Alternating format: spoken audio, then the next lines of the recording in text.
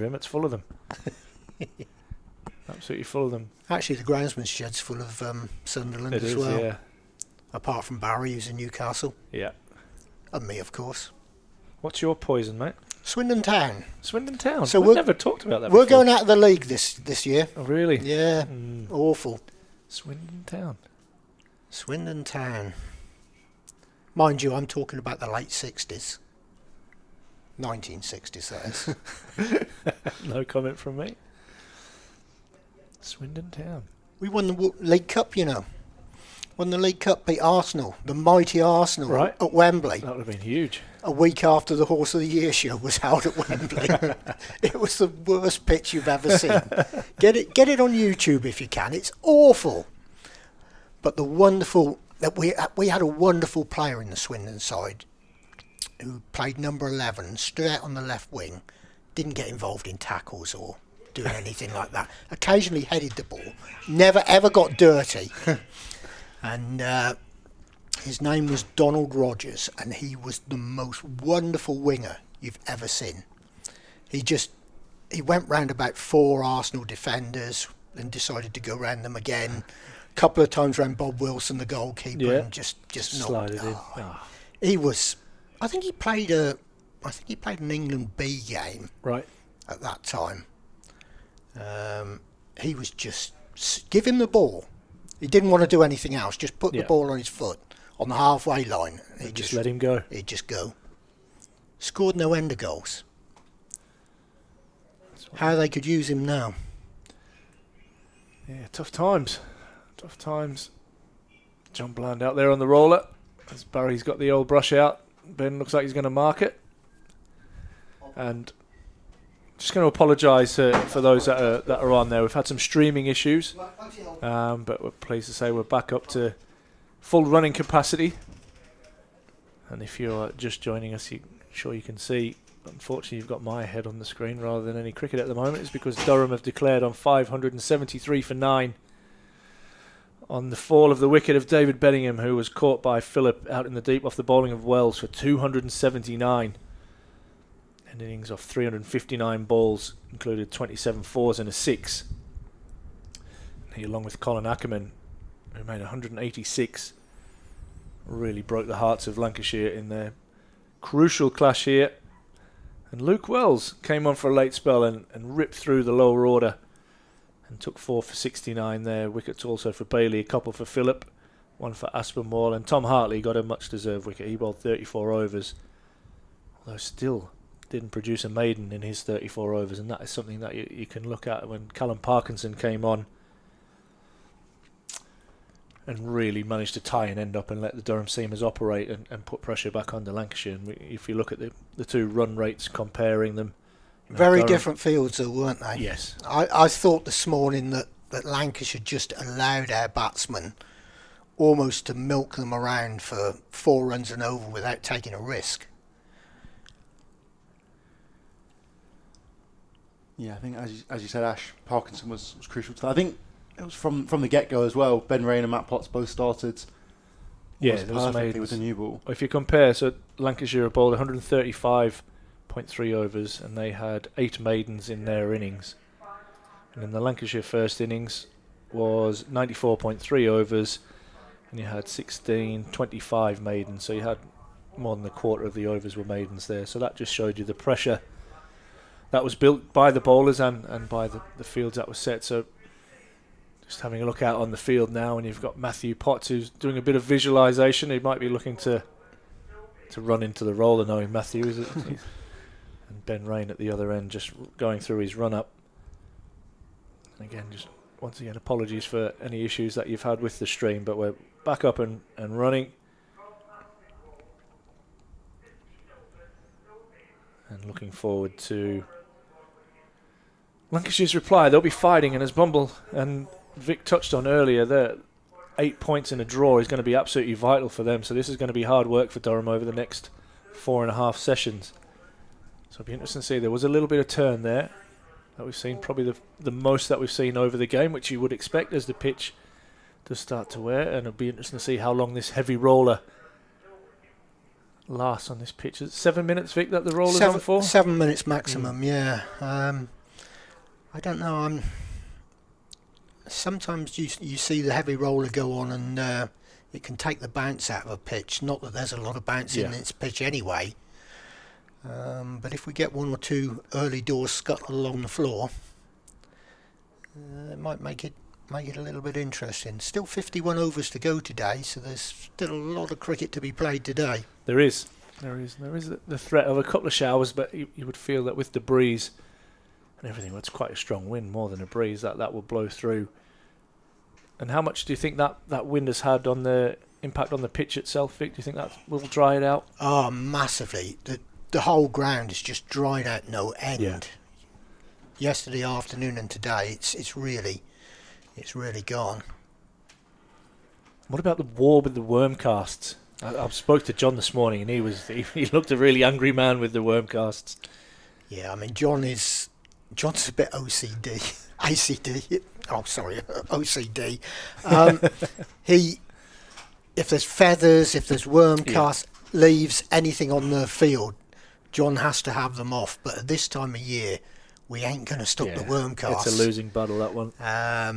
We can do all we can, but there's nothing you can do to stop it. And if it gets wet and the worms come up to the surface, that's when it's really noticeable. And the field could get and does get messy. Yeah. But thankfully, when it's dried out, with this wind drying it out, A, will send the worms a little bit lower, but B, it also dries out those worm casts so that they just brush away.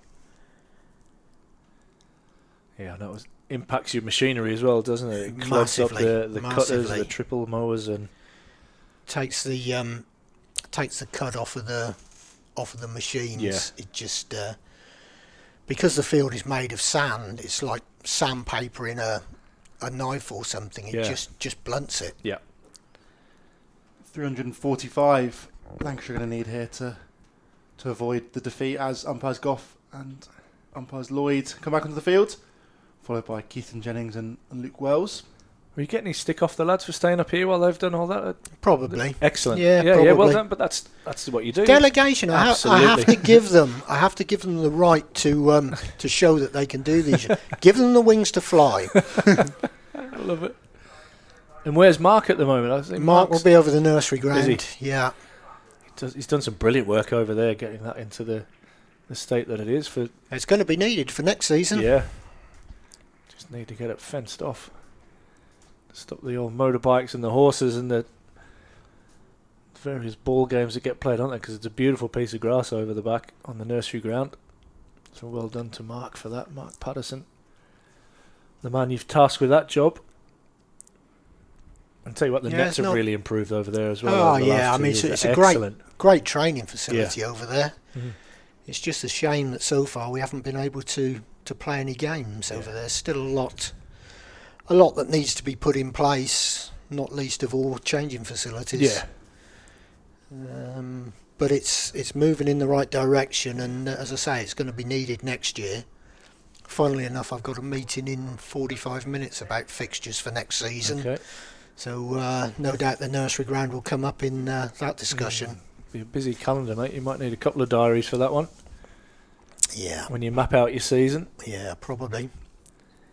Ben Rain is going to start us off. He's going to bowl from the Lumley end, and he's going to start around the wicket as he normally does to the left-handers. Got the two tall left-handers opening the batting for Lancashire. Luke Wells on strike. Keaton Jennings, captain, former Durham player, at the non-strikers end. A repeat of the first innings would be good. Oh, wow.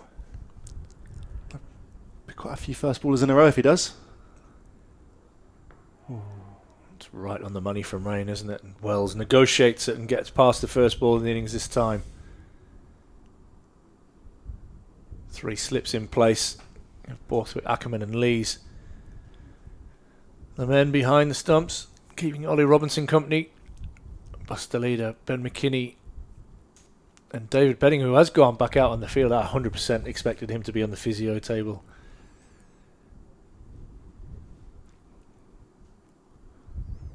Rain squares up. Wells as that nips away. It's a great start really for Ben Rain, isn't it? It's one that you're happy to miss as an opening batsman. You deserve a bit of luck sometimes with the new ball. He nicked off in the first innings and he's played and missed at that 1 second ball. Parkinson just down in front of us. A very square, fine leg. We have Holder at square leg. Who do we have at mid-on? Potsy? Of course it is. Of course it is. He'll be itching to get that ball in his hand. It is Matthew Potts. You're absolutely right. I should have recognised him. I've known him since he was about 10. In fact, his fiance's just been messaging me saying I look like a thug on camera. No, she didn't. Not at all. Holly, hope you're well.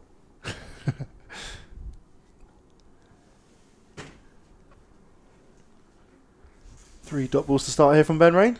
He's been on the money immediately. He was so good in that first innings. Yeah, I like he's getting Robinson to stand up straight away. Which would be interesting. It's a challenge, isn't it? Standing up to the new ball, those nicks, they stick or they drop out. He's just going to make sure that Wells is trapped in his crease. The umpire switched ends as well. Umpire Goff now at the Lumley end. Umpire Lloyd, under the watchful eyes of his father, who's been in with us for the couple of days. And it's always such good value. Like we've touched on if you weren't listening earlier.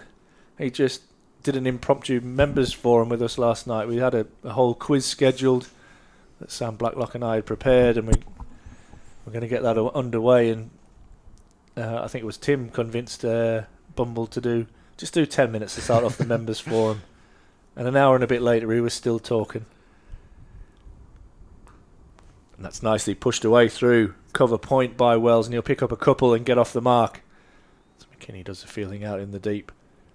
And yeah, good story, some of which we can't repeat here on air, but definitely kept the members, and there was a few of the Lancashire members stayed around as well and had a listen, which was excellent. Just like being sat with a mate in the pub, really. We just had a chat and we just happened to be in front of about 50 or 60 people instead.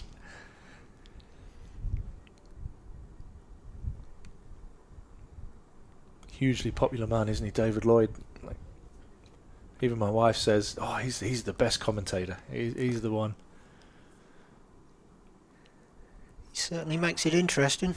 Yeah, he's different, isn't he? And Ben Rain's keeping it interesting there as that one is trapped between bat and pad. A little half shout, but never any real interest in that one. That ends over number 1. Wells is off the mark with 2, as are Lancashire. And what we'll do is we'll keep an eye constantly on that deficit, which is at 343 at the moment. It's going to be the key number throughout the innings. Yeah, that and the overs, I think, will be the numbers to watch as they dwindle down. You'd think if Lancashire managed to bat through the 4 and a bit sessions now, they'll at least be in and around that 343 mark, hopefully pushing it if they go along at a decent lick, which Durham managed in their innings. Matt Potts will be taking the new ball from the finger end. It could almost be getting to a stage a bit like 2009 in the Ashes, where Durham might need a wicket or two, and Lancashire closing in on getting past Durham's score and just taking time out of the game. Still 50 overs remaining in the day, so there's Plenty of time. they've got time. Lancashire are going to have to work really hard to avoid defeat in this one. Solid defence to open up there from Jennings. Just gets onto the front foot as he does. Leans into it. So Vic, just the one more county championship game. Is that the only game that you've got left here apart from the international? Yeah, just the two games now. Yeah. After today, 7 days of cricket left. Not that I'm counting, but a holiday in the south of France does seem quite appealing. Is that beckoning for you? Oh, every year I say I'm going to the south of France and never get there. Oh, it's beauty. just shoots past the outside edge there of Keaton Jennings. A lot of excitement in the slips there. And Matt Potts is getting the ball to talk already. It's a great start from him. So what will the winter hold for you? I know that there'll be a lot of renovation work.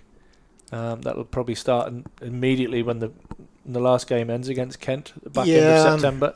First month will be renovations, trying to get the grass to grow. Yeah. Then obviously we've got a firework display. Oh, it's an edge, and it's gone. Matt Potts was the third ball of the second innings. has dismissed Keaton Jennings. Just nicks off behind, and a great take there by Colin Ackerman. That was at second slip. That's a wonderful wicket because he can bat all day long.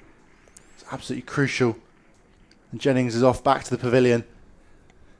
Caught by Colin Ackerman. Matt Potts just gets the ball to move across him. Just nibbles slightly away, and Jennings just leaves his hands out there and edges behind. Absolute beauty from Potts. And like Vic said there, Keaton Jennings loves to bat long. And that is a big, big... He would have really fancied this. Oh, yeah, he'll have been up for the fight against Durham. Great wicket. There he goes for 0. Durham pick up their first wicket. Lancashire down. 1 down with just 2 on the board. Yeah, Jennings been by far and away Lancashire's most important batter this year. He's top scored, I think, 6 or 7 times out of the, 16, 20 odd innings. Yeah, he's the leading run scorer by a mile, isn't he? By about 200 or 300 runs. Yeah, Bohannon comes, maybe even more than that. Bohannon comes out, played very well for his 49 in the first innings. Yeah, he's a good player as well. He was busy, wasn't he? Yeah. Positive and busy. Like Borthwick, he's another scratcher though. Oh, I mentioned this. So I was talking to Bumble about it and how I think how blasé you are about it compared to other groundsmen. Where you go, it's there for them to play on, and they do that. If that was me being the groundsman, that would drive me nuts. It was interesting to see. I hadn't really picked up on it, but when we went out there to sweep up, somebody said, "Look at this." Yeah. So if you keep your eyes on Josh Bohannon, particularly probably at the in between balls or at the end of an over, in the 90-degree angle between the return crease and the front line, he will scratch a mark pretty much 45 degrees. So it kind of makes an arrow shape in there, and that'll just be pure habit or routine or whatever, but and Scott Borthwick does it as well. It's part of their setup, isn't it? Yeah, it is. It's what they do. So just keep your eye on Josh Bohannon. He's already done it. He Did did just it do just there? now, yeah. I wasn't watching. Just a subtle little one. Yeah. No looker. In comes Potts again. Full and straight, and well played by Bohannon. Lovely shot down the ground there. It's going to run away for 4 up the Finkel end. And a lovely strike. Just leans on that on the front foot. And just gently guides that one back up the hill. Yeah, it was a gorgeous shot. Just slightly over pitch, but Bohannon was very positive. I'm just watching where he's standing now at the moment. Just where he's standing. Yeah. That's where there we go. There he is. There we are. Little double scratch. Just missed that there on the feed. We're going to try and get... Like action replays of it. Yeah. Slow I'm sure we'll mo's. get plenty of opportunities to see it. Hopefully not. Full again from Potts. Slightly up in the air. Ooh. Drops just short there of Ben McKinney in there at short mid-wicket. Slightly uppish. Catches inside edge, I think, that of Bohannon. Yeah. But not quite enough on it to reach. There's the man at the moment. David Bedingham shining the ball. Big Cheshire Cat smile on his face. Lots to be happy about for him right now. The new Durham record holder for an individual innings and for a partnership alongside Colin Ackerman.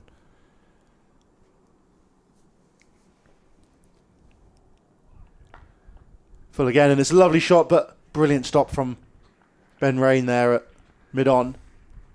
She gets down early and stops the single. It's a good start, isn't it? Durham picking up an early wicket, and we talk about this all the time, especially with this Kookaburra ball, how vital it is to take wickets with the new ball. Yeah. What I would say as well is, God, Vic's here, so he's going to hear this, is that the square has got a real nice covering of grass on, so that the actual ball is staying in pretty good condition. It's not getting roughed up by any of the wicket ends on the square or bare pitches on the square, so it probably has stayed in a better condition and probably been a little bit harder for longer. Yeah, both sides lost 4 wickets inside the first of 30 or so overs. Lancs were 88 for 4. Durham 99 for 4. With that new Kookaburra's Ben Rain comes to the crease. Yeah, around the wicket, and Wells tucks this one away down to fine leg where Callum Parkinson has some work to do to cut that off, and a valiant dive, and he's unable to stop that one. Yeah, lovely shot there by Wells. Slight He's in freebie trouble. there. Is he in trouble? Always, He's a I bit think he may ginger have getting up. damaged himself there. always It's right not what we shoulder, need to see, perhaps. because Right- he is... his right shoulder, I think. Scott Porthwick just checking on his well-being. He's a tough lad. He is. From Bolton. Should have stopped it. If he was a bit taller, he might have, but he had no chance there. So here's a stat for you. So 425 was David Bellingham and Colin Ackerman's stand for Durham. It's the second highest for the 5th wicket in county championship history. And Colin Ackerman was involved in the highest, which is 477 with Vian Mulder in 2022. So Ackers likes batting long, likes big partnerships, and likes it with South Africans as well, because Vian Mulder is obviously another South African. Must have been down at Leicester at the time. Good pitches down there. Did you hear what Ryan said? That 16 mil of grass on or something Yeah. they left on for this game? Wow. Not wanting to lose the toss and get put in on that, are you? It's a big call, isn't it? Big call. But I think I said the other day, we're getting to that point of the season now where sides are prepared to take a risk Yeah. to win games with promotion and relegation, and there's a lot going on. Particularly in Division 2 as well. Leicestershire were probably just too far off the Yeah, it was the last top gamble, 3, wasn't it? but yeah, A long shot. a big win. If they'd won the toss and skittled Yorkshire, for example, for 90 odd, they might be in with a shout. You know, a long shot, but in with a shot of promotion, and that's obviously would be sort of crucial for any team in Division 2. It's all they're really working towards that season. Yeah, I'm not sure they're helping my old team very much. It seems to be a three-way fight at the top of Division 2 between Sussex, Yorkshire and Middlesex. Yeah. And I'm sure the Middlesex boys wouldn't have been very happy seeing Leicester skittled for not very many. Not at all. There. I had a look at a couple of the wickets there on NV Play, which you can get highlights and etc. and access to match centres where all the streams are, and that wicket looked bright green. The old green mamba, they call them in the trade. It was Mine, we've had a couple of those here this season. It was a bit darker than those. What were yours? 9 mil, I think. Did you? Yeah, leave? 9, 10 mil. Yeah. And that was the second one was the Worcester game, wasn't it? Where we got into a good position there in Worcestershire and didn't bowl very well actually in that second innings, and they got away to us. Worcester have gone well since, haven't they? We touched on that earlier, that they won 3 on the bounce, and looks like they're going to win again this game, doesn't it? Well, they're in a strong position. Got Warwickshire on the ropes. That's punched away nicely down to third man. Off an open face from Wells. Full of control, and we'll run away for 4. So 14 now for 1. Right, guys, I'm going to leave you. I've got to go and prepare for a meeting, so good chatting with you as always. Mate, thank you so much for joining us. Hopefully, from a Durham point of view, we're 5 or 6 wickets down tonight. There you go. Vic Domain, thank you so much, mate. Much appreciated. Vic gives up his time to come and speak to us. Well, he's come up for a skive, really, and let all the lads crack on in between innings. That's good man management, creating opportunities for his workforce. No, brilliant to have Vic in. At one stage we had Vic Ryan and Bumble on at once. Oh, that's inside edge there, just before it strikes the pad. Yeah, again, the slips. Absolutely loving this right now. Matt Potts has got the ball on a string at the moment. Just getting to move around how he likes. Josh Bohannon is going to be finding it tough at the moment. It's brand new Kookaburra. Elsewhere around the grounds, Warwickshire was skittled for 128 earlier. Currently they're 122 for 2 against Worcestershire. In a sort of mid-table battle, local rivalry in the East Midlands. Ooh, just playing across his front pad slightly there, Bohannon. But keeps it down and keeps going. The other big game that matters for these two sides, Essex versus Nottinghamshire. Nottinghamshire were all out for 93 earlier today. Follow-on was forced on. They're now 74 for 2 as Essex made 4-5-7 yesterday and on day 1. 74 for 2. It's going to be tough, I think, for Notts. They've missed out on bonus points completely, so they're in a similar position here to Lancashire to try and salvage anything they can. Oh, to go past the outside edge. Matt Potts Just got the ball to move away very slightly there. Yeah, again, brilliant from the seamer. Just a reminder as well, if you have any questions for us or for Bumble when he joins us again, you can get in touch with us either on the live stream itself, on the comments, or the email is streaming@durhamcricket.co.uk, or any of our Twitters/X's. Mine's Toby Reynolds 10 _ Ashthorpe 25, or Bumble Cricket for Bumble. Oh, and he's gone! He's nicked him off. That's wicket number 2 for Matt Potts. Oh, no, it's not. What if there's another one off the hip? Durham looked convinced. Josh Bohannon unmoved, as is umpire Lloyd. Potts looks perplexed by the whole situation. All 11 of the Durham fielders went up there. Huge excitement. But umpire Lloyd seemed unwavered by the appeals. So did Josh Bohannon, perhaps. Yeah, as you said, back pocket or thigh pad maybe. But he's bowled brilliantly so far as Matt Potts. 4 dots in a row now. Beating the outside edge. A couple in the inside edge. In behind that one resolutely though, Bohannon.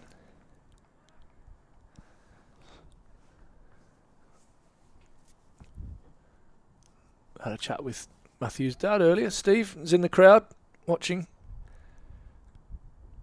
He always does when he can. Great supporter.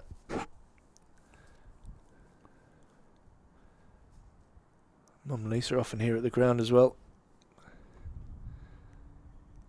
And Holly must be watching us on the stream somewhere. Another good way to finish there for Matt Potts. Brings up the first maiden of the innings. Could have had a wicket there. Didn't quite catch the outside edge. No issues or complaints there. I think as Matthew Potts has walked past, I don't even think he asked umpire Lloyd why that wasn't out or anything like that. I think he recognised that was maybe brushed back, hitting the hip, or the ball's hit the hip as it's gone through. There was one similar in the first innings. But that looked again another good decision by umpire Lloyd. We have to be nice to him because his dad will be around somewhere and his dad will be listening. But no, 2 very good and experienced umpires out there. Yeah, Michael Goff with one of the best records in the game. Goff is the man in control right now as Ben Rain comes in, and Luke Wells plays an absolutely gorgeous on drive. And that runs away for 4. A little bit over pitched. And Wells jumped all over that and puts that away for 4. 18 for 1 Lancashire. Wells moves on to 14. That was a lovely strike from Wells, just lovely and straight, and beat the man at mid-on to pick up another boundary.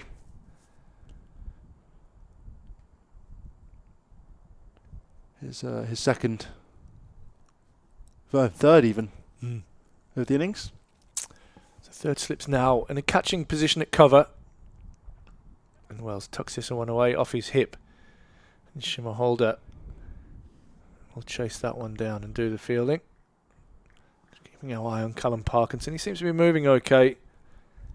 But Durham have not got a great track record with injuries for their bowlers at the moment. In the last home game, Neil Wagner going down. I think, in fact, fractured his shoulder, if I'm not mistaken, by landing on the ball as he dived to stop it. Parkinson, in the last over from Rain, diving away, trying to prevent a boundary. He's got some fielding to do here as he runs around to his left. And he collects and seems to throw that in without any real issues, without any real power. There as that one goes into Robinson's gloves. Wells collects another 2. And this is a good way for Lancashire to kind of attack, not necessarily the run chase, but the time that they have is to be positive. And I think when you're trying to score, you move your feet well. And you just transfer the pressure on. You start to move catchers out into the ring and just reduce the risk on you getting out. Yeah, they've got a lot of runs to work with Durham, but not. It's not like they've got 500-600, so they do need to have a slight just eye on that as well. And as you say, the more freely that Lancashire score, the more gaps the will open and the less catches there'll be in there. That's it. I mean, you saw with Bedingham and Ackerman Jennings eventually just had to move people onto the boundary and almost hope that they'd hit out rather than edge off. So I think that could be a similar kind of thing for Durham. They've already lost one of the slips. Lees has moved into a short extra cover. Yeah. To lead probably a little bit more backward point than he normally has been. The slips have just come a little bit wider as well. Callum Parkinson is going to go a little bit finer at fine leg.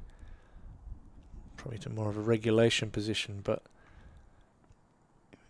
Ben Raines now over the wicket. Wells defends solidly. Quite expensive for Raines so far. He's gone for 18 off the best part of 3 overs. I'm sure it won't be long until he starts to zero in on the top of that off stump and make scoring look really difficult again for Lancashire.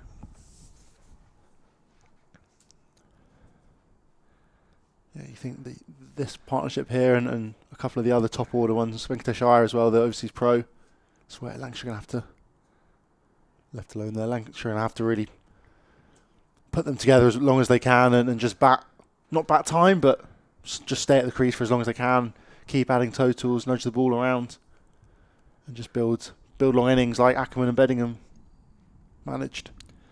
Yeah, 5 overs down now, 22 for 1.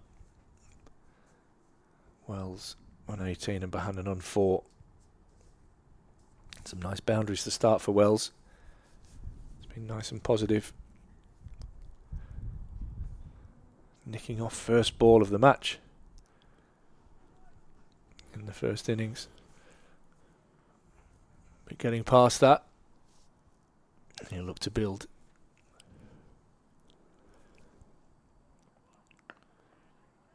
Solid.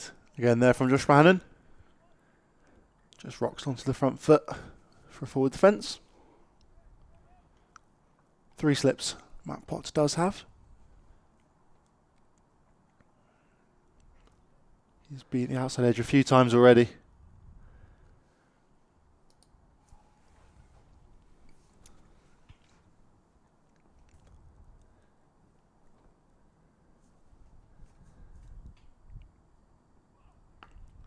Bit straighter this time from Matt Potts, but just picks out Shamar Holder, who's in that mid wicket. Slightly wayward throw. Yeah, collected by Ackerman. Hand straight back in pockets for Holder. Be interesting to see perhaps when him and Baz the leader might come into the attack. I'm sure Potts and Rain will want to bowl as long a spell as they can. Holder was a little expensive in the first innings, but towards the back end of his second spell he sort of settled into a nice rhythm. Obviously Callum Parkinson, another option. Bowled a lot at the end of day 1. 17 overs on the bounce. You've got Borthwick and Ackerman as well, who can offer different spin options. So there's 3 different spin options and the 4 seamers for Durham. They've potentially got a lot of work to do. As we've said, what have we got left today? We've got, after this one, 45 overs left in the day's play, plus a full day tomorrow. Shaw is hit on the pad. It's going to be too high, I think, though, yeah. Shake of the head there from umpire Lloyd. Perhaps outside off as well. Impact, it's a tough one there. He's definitely hit on the thigh pad. Bohannon is not the tallest man, though. And not given in the end. Asking question, Potts already picked up the wicket and had 2 strong shouts with Bohannon. I think it might have been impact. Impact outside off there as well. He's a long way across the stumps. Didn't get up, did it? You might see a bit more variable bounce on this pitch over days 3 and 4. Oh, an inside edge there. Gets away with that one. They're going to push for 2 here. He's been challenging both the inside and outside edge here, Matt Potts. It's been a great display of skillful bowling so far. Get Parky's GPS on here, guys, because he's doing fine leg to fine leg at the moment. Callum Parkinson. Good way to stay warm. Yeah, getting the steps in, that is for sure. Already seen him do the long walk from the changing room to the indoor school or the practice pitches earlier. Defended out to backward point there from Josh Bohannon to finish off the over. Just 2 from it. An inside edge. Ran down to third man. It's been a great start from Matt Potts. 3 overs, just the 6 runs from it. Been very tight. A few big appeals, a few chances. Really challenged, hasn't he? Showing why England like the look of him, and why he's had so many chances of recent times. He's been off to Pakistan. He'll be going in the next few weeks as well. Yeah, I haven't had the chance to speak to him actually about that. Bryden Cast on that tour also, which is fantastic for him. With 5 other seam options as well, apparently. Yeah, 7 on the 17 squad. man. 17 man For squad. 3 tests. Yeah. 7 which are seamers. A couple spinners. You might only play one seamer in that team. Yeah. You might play the 3 spinners depending on the surfaces. They've been pretty flat there, haven't they, in Pakistan? But Ben Rain's going to continue here at the Riverside. Over the wicket to start this over to Wells. And he squares him up. Gets a thick outside edge down to Deleda. At backward point. Yeah, Pakistan are in a slightly tumultuous situation right now. They lost to England in 2022. They always are, aren't they? They seemingly always are, yeah. Lost in 2022, the first ever home whitewash for them. And now they recently lost to Bangladesh for the first time ever. First ever test match they lost, and now the first ever test series. Lost 2-0 to them. They did. They were in a good position as well in the second test. Let that slip. Rain right on the money. As Wells defends. Good position in the first test as well. They were 400 odds declared. 450, 460 I want to say. Just declared. Bangladesh put on 500 and skittled them for 140, 150 or something. Both games, wasn't it? Yeah. Well, they didn't get a lead, did they? I don't think, Bangladesh in the second test, but they certainly skittled them in the second innings both times. Yeah, a bit lower scoring. Yeah. I think Pakistan perhaps just underestimated them, and there's been a lot of shouts about Shah Masood, the captain. It's nicely clipped away, but can't beat Matthew Potts at mid-on.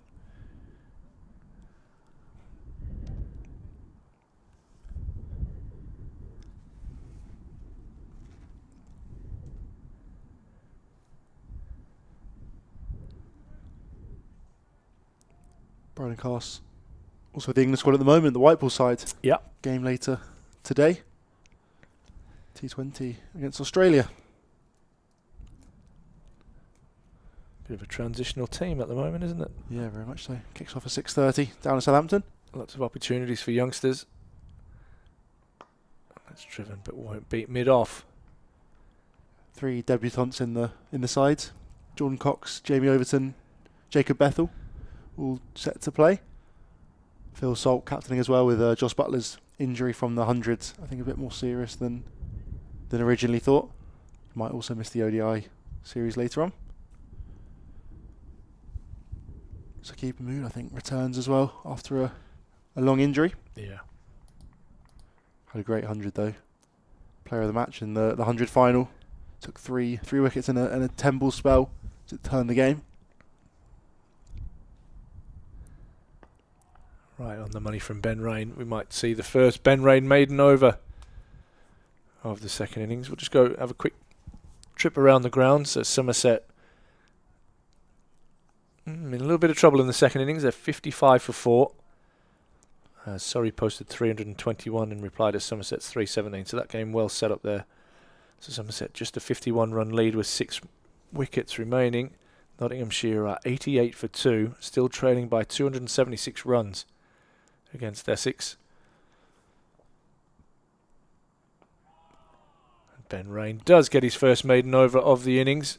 Lancashire end that over on 24 for 1 with Wells on 18. Bohannon on 6.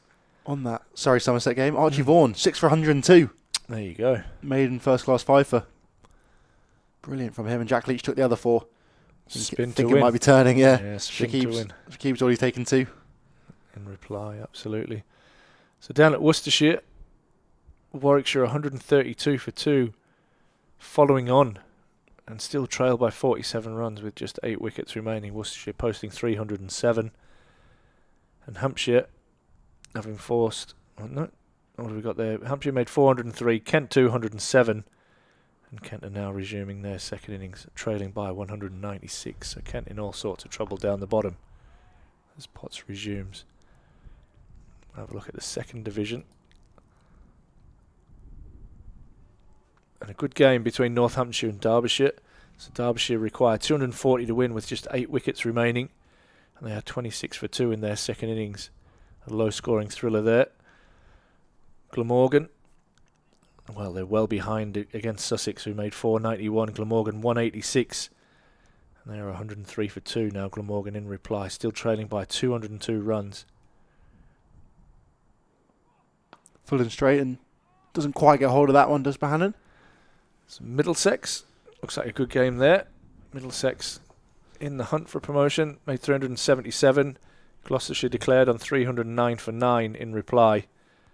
And Middlesex are batting again on a 39 for 1 with a lead of 107. Might struggle for a result in that one. Yeah, looks like a decent pitch. 300 plays 300. Definitely. And Leicestershire are battling. They're 143 for 4 in their second innings after being bowled out for 98 on day one. We talked about the surface there, 16 millimetres of grass left on it. It's incredible. Yorkshire made 379 in reply. Upish, and it's gone straight through the covers there. Nice shot from Josh Bohannon. It's going to run away for 4. Just about beats the fielders there. Teasing them the whole way down. Tempting them. But a nice shot from Bohannon. Yeah, he was aggressive and proactive in the first innings, and he started off the same in this second innings. And yeah, so Yorkshire still have a lead of 138. Well, it's just gone to 136. And Leicestershire still have 6 wickets in hand. So lots going on around the grounds.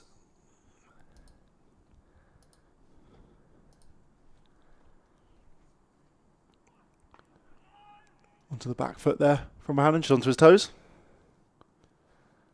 Yeah, that win for Yorkshire could be really, really useful in their push for promotion. They started this round's fixtures just 1 point behind Middlesex, who obviously 377 they first made in their innings. Got Gloucestershire 9 down, a few bonus points for them. Yorkshire obviously maximum bowling points, having Leicestershire 98 all out before lunch. So it's going to be tight going into it. I think Sussex almost certainly sealing their promotion. Full and slight inside edge there. Anybody want to change? Do you want to jump out toes? Yeah, as I'm replaced by Bumble. Is that his cup of tea? I have had a cup of tea. I've been next door having a chat with Izzy. Oh, okay. Excellent. Very colourful character. So big loss for Lancashire early doors, Bumble and Yeah, Keaton good bowling. Jennings. Yeah. Good bowling. Good catch, second slip, nice height. Out for a duck. Bohannon and Wells just repairing, 28 for 1. Yeah, they're busy, aren't they? The run rate's a lot higher than what it was in that first innings, and Bohannon climbs into that one as well and repeats the boundary earlier in the over through the cover region and will pick up 4. I think that's the way to go. They've got to be positive and proactive and look to score on this pitch. Yeah, and against the ball, when it's hard and firm, you can knock it around a bit. Fielding positions will be attacking, so there's plenty of gaps that you can score. I mean, it's always the case, isn't it, Ash, that you've been in the field so long, hard. and you're captain, and you're opening the batting. You're absolutely brain scrambled. Yeah. You know, he'll look at it now. He's probably looking at the videos and think, well, should I have played it? Should I have left it? But it's all the mental fatigue. I think that you get in that situation. So these two have got to get on it. They really have. They've got to get a partnership going and just quieten the game down if they can. Wells will be on a bit of a high as well after taking 4 wickets to round the innings off, and he's clipped that one away nicely. And Potts does the fielding there at mid-on to stop that going for any more than just a single.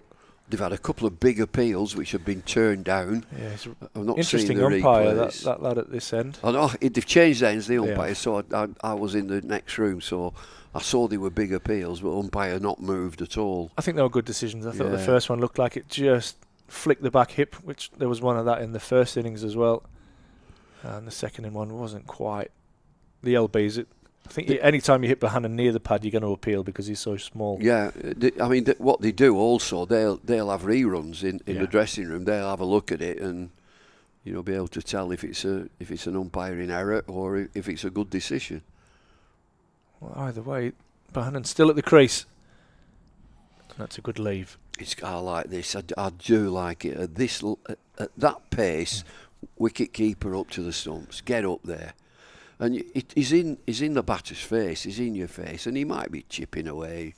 I mean, he probably won't be chipping away at the batter, but just chivying his bowler and his fielders, and it gets on your nerves. That's claustrophobic, isn't it? Yeah, As it a is. batter, It you gets just on feel your that you nerves. just can't quite get your stride in because you don't want to overbalance.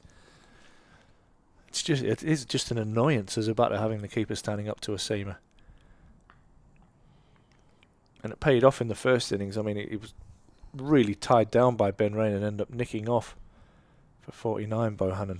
So you can't, you know, I know they're way behind, but against Ben Rain, you can't, now with the keeper up, you can't stand out of your ground. Yeah. You can't charge him. You know, I'm going to hit him straight back over his head because the keeper is a deterrent, really. He is. And the thing is, this lad's a good keeper. Yeah.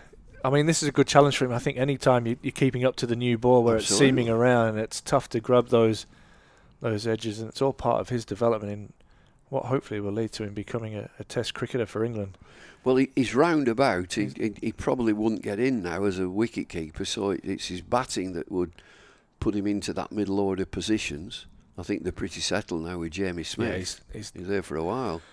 We were all disappointed when Ollie didn't get that opportunity. He but was when you look at close. Smith, He was really close. You can see they've made a good decision there. He's come on. He's scored runs and looked quite at home with the gloves as well. To be totally honest with you. And the other thing, and you'll know this, Ash, is it an advantage that Ben Stokes is actually at this club, and so you know he would have a say. He would definitely have a say.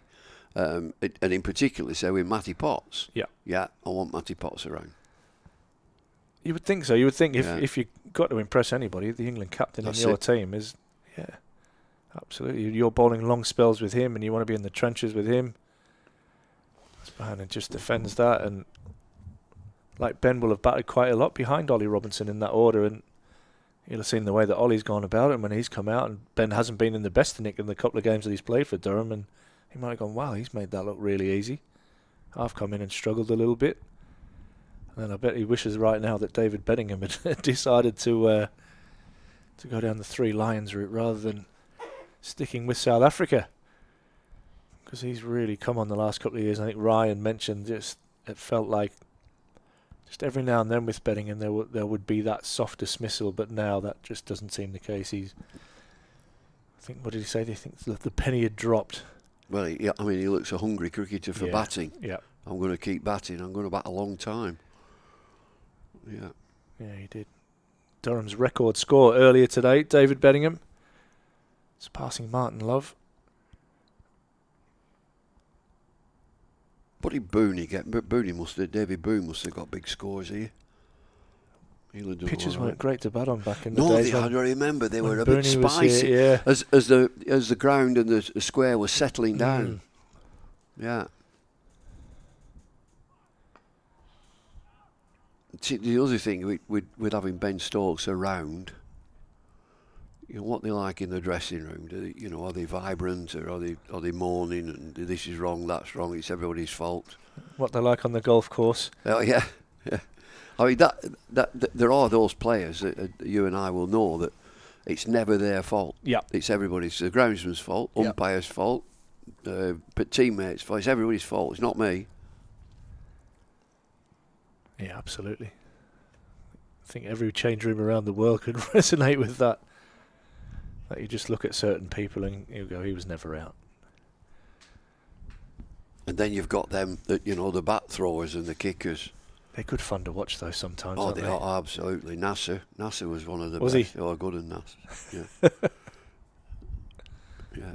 Mark Ramprakash, right up there. Bat throwers, bat breakers, window breakers.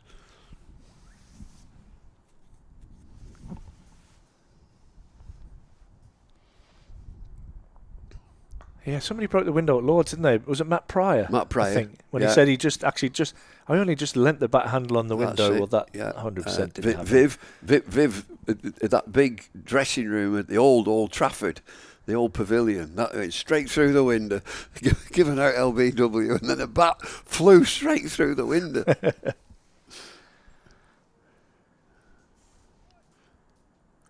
It's that wonderful line that they say, "No, I threw the bat down and it bounced." It bounced, Don't they? yeah. Of course it did. They do. They bounce a lot, the bats. I'm not going to lie. Over my time, I've broken no. a window Oh, once. no. I have, yeah. And you know when you do it and you go, "Oh, what have I done?" I broke a toilet seat. Did Got you? left out. I hit a toilet. I absolutely smashed this toilet down at Essex, and got left out next match. Did you? Yeah. Fair Yeah, enough. and the captain came to me and said, "Do you feel better after that?" I said, I do actually. I've got it out my system. I should never have nicked that down the leg side. It's a poor dismissal. I've got it out my system." He said, "Good, because you're not playing the next match. Oh. Behave yourself." Right. Lesson learned. Yeah. Wells defends nicely. Probably my most shameful moment was being run out when I don't feel that I was run out, but that definitely what you learn over the years is that doesn't change no matter what your thought is, you're out. And there was a tree next to the change rooms and I've just flicked my bat up in disgust in the air, and you know what's happened. The Landed up the tree. It got stuck in the tree. Well, I've played golf with Stokesy and he's thrown one clubs. up a tree. Yeah. Wraps him round the trees as well, snaps. Yeah. Not shy of a club snap. Fiery fella. Yeah, unfortunately. Yeah, mellowed much over the years. He has Ben. He has, yeah, for sure. I remember there was a time he used to get out, and I hope he's not listening because he'd kill us for saying this. He used to line a bat up that he probably didn't like, and he used to jump and stamp on the bat till it snapped the handle, and then he would just get it out of his system. Right, sit down. When you're having to pay for your kit though, that's a bloody expensive tantrum. It is. They'd think twice, these pros, if they were paying for them. 100%. Cricket bats they're costly now, aren't they? Cost them money. Yes. If you're going to throw a tantrum, throw a glove. Throw something soft rather than a helmet. Or the helmets nowadays are a fortune as well. Potts is going to try round the wicket to Wells. Wells is moving his feet nicely as he's looking to pretty much score off every ball, which I think is definitely the way to bat on this pitch. That ends another over from Potts and another maiden over. He has 1 for 14 from his 5. Holder looks a good fielder. He's an athlete, isn't he? He's patrolling that cover area and he's quick to the ball. Very athletic. Did you ever wear a headband in your day, Bumble? No, No? we talked earlier. Back in everybody had one in the 60s and 70s. You had a perm, like ringlets all coming down here. And you looked a bit of a Tommy with it. You put your cap on and all this hair like underneath. Yeah, we were all. I tell you what, we were all looking like Michael Jackson as it was at that time. An early change. Hasn't quite worked for Ben Rain with the new ball. Bustelader is going to have a crack from the Lumley end. Wonder when they'll come back. Flared trousers. Used to have flares. Big bell bottoms. Do you think they'll ever come back? No. Nah, me either. Bohannon tries to climb into a drive but can't beat Alex Lees in the covers. Medium fast later. Yeah, he can get it through. Ball's a heavy bouncer as well, Bus. He's a useful cricketer. Just learning red ball cricket really on the go here with Durham. Having joined from the Netherlands, they don't really play red ball cricket over there. It's all white ball, all ODIs and List A for him. He's been a useful addition. Bowl it. Somebody just walked past the sight screen, mate. He's about 25 yards away from that. Got the biggest sight screens going there, but that one's put Bohannon off in his peripheral vision. Little wanderer. But yeah, back in the flares and the old open button shirts with the big collars. Yeah, and they were like, what were they called? Cheesecloth. Cheesecloth shirts. I've seen a few pictures of my dad was all in that get up. biggest, huge collars. I used to think you were the business with a cheesecloth shirt and perm, pair of flirts, off we go. Shoulders rocking. Yeah.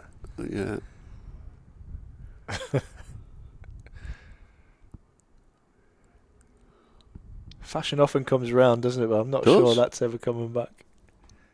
Great for parties and stuff, though, if you're getting fancy dress.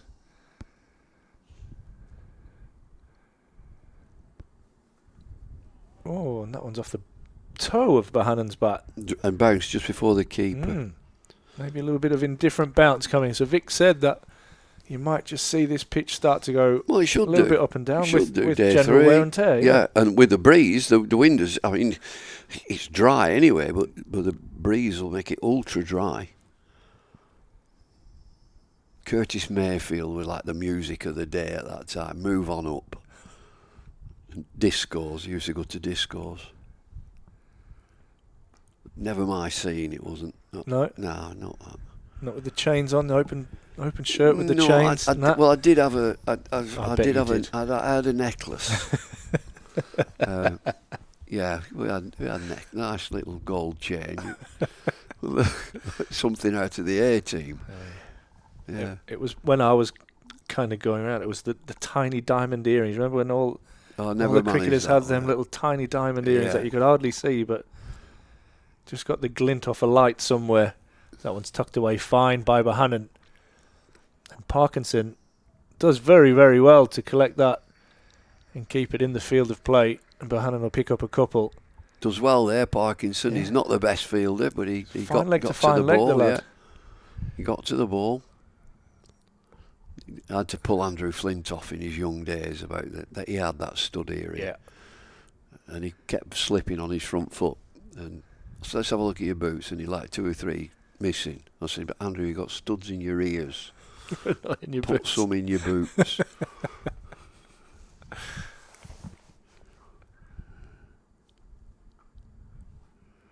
I don't know. Looks busy. Looks like both batsmen are looking to score, which is just really helping their footwork. I think sometimes when you get stuck and you're just looking to survive, sometimes you get stuck on the crease.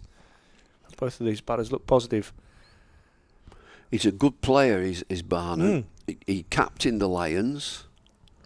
How old is he, Bumble? Roughly mid-20s. Okay. He should get more. You know, he's got everything. You look at his movement and he's a brave little player. Just a bit inconsistent. If he gets consistency into his game, but again, your seniors like Wells and Bohannon, these two, they've been quiet. When you really want your seniors to stand up, if things are not going great, they've been a bit quiet. Especially when you've got the youngsters in Hurst and the likes of Bell coming in kind of 5 and 6. We haven't replaced Velas. Stephen Croft retired.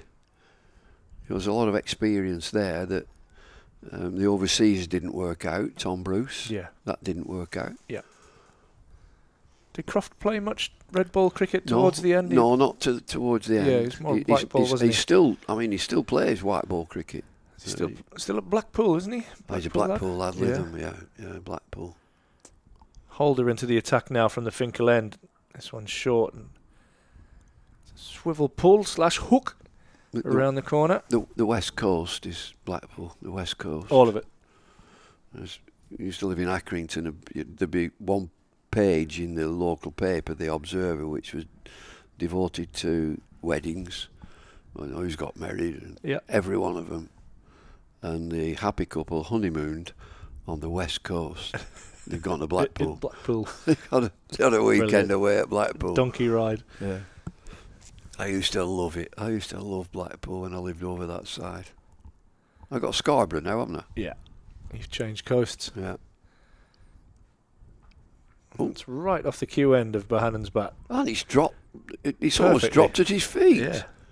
Just as well. Sometimes they balloon up, don't they? And you end up being caught at mid-off or cover. Well, he's got the field set for this bouncer. He's got a deep fine leg and a deep square leg. Now, he looked to take that on, Bohannon. It might just help Holder get through his action. I thought he was a bit floaty in that his spell in the first innings and was driven quite a lot. Hit the pitch. Yeah. Hit the pitch hard. Get through your action and belt it into this pitch. Oh. The wind might have just put him off there. It's a strong cross breeze blowing across as you're watching on the monitor from Bohannon's offside. There you go. I don't know if you can hear that through our windows. It's actually more coming now from kind of third man across to mid-on as Bohannon's on strike.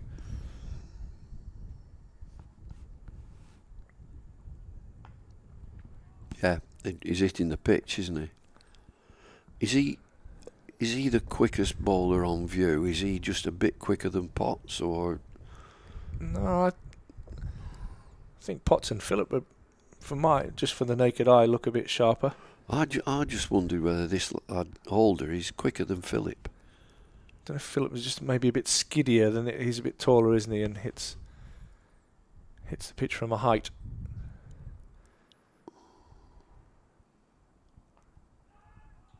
He's found a good length there and a good line. It's a much better start for him in this second innings. 36 for 1 on the board, Lancashire. Be keeping an eye on that deficit, which is at the moment 309, and the overs remaining, which today, after this one, is 39. Right, 39. Yeah, survived 39.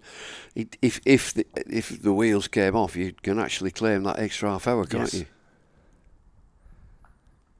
That's cut away, but well fielded by Ben McKinney at backward point. Chatting, I went across to the other side where the spectators are and up in the boxes, in a couple of boxes. All the talk is the new players, Gay and Rhodes. Yep. What's the lineup next year? What's the batting lineup? It's a tough one. If you look at this top 6 that's played in this game, how do you fit 2 players into that? That's nicely driven by Bohannon. A little bit on the walk, but presented a nice full straight bat. But yeah, I mean, we had this same conversation this year with Ryan was desperate to keep Graham Clark. Graham Clark had a fantastic season last year. Was kind of out of red ball cricket up until when Ryan came back in. James Franklin didn't see Graham Clark as part of his red ball plans, but kind of batted in that 6 role and scored probably the best part of 1,000 runs in the season. And it was all the talk was then is how do we fit these players in? And with them 2 coming in now, you've got a pretty established top order already, and you've got a youngster in Ben McKinney who's trying to find his way. And where's Graham Clark now? He'd be playing for the second team at South Northumberland at the moment, yeah. So he doesn't get in this top 6? Not at the moment. He was at the start of the season. Yeah.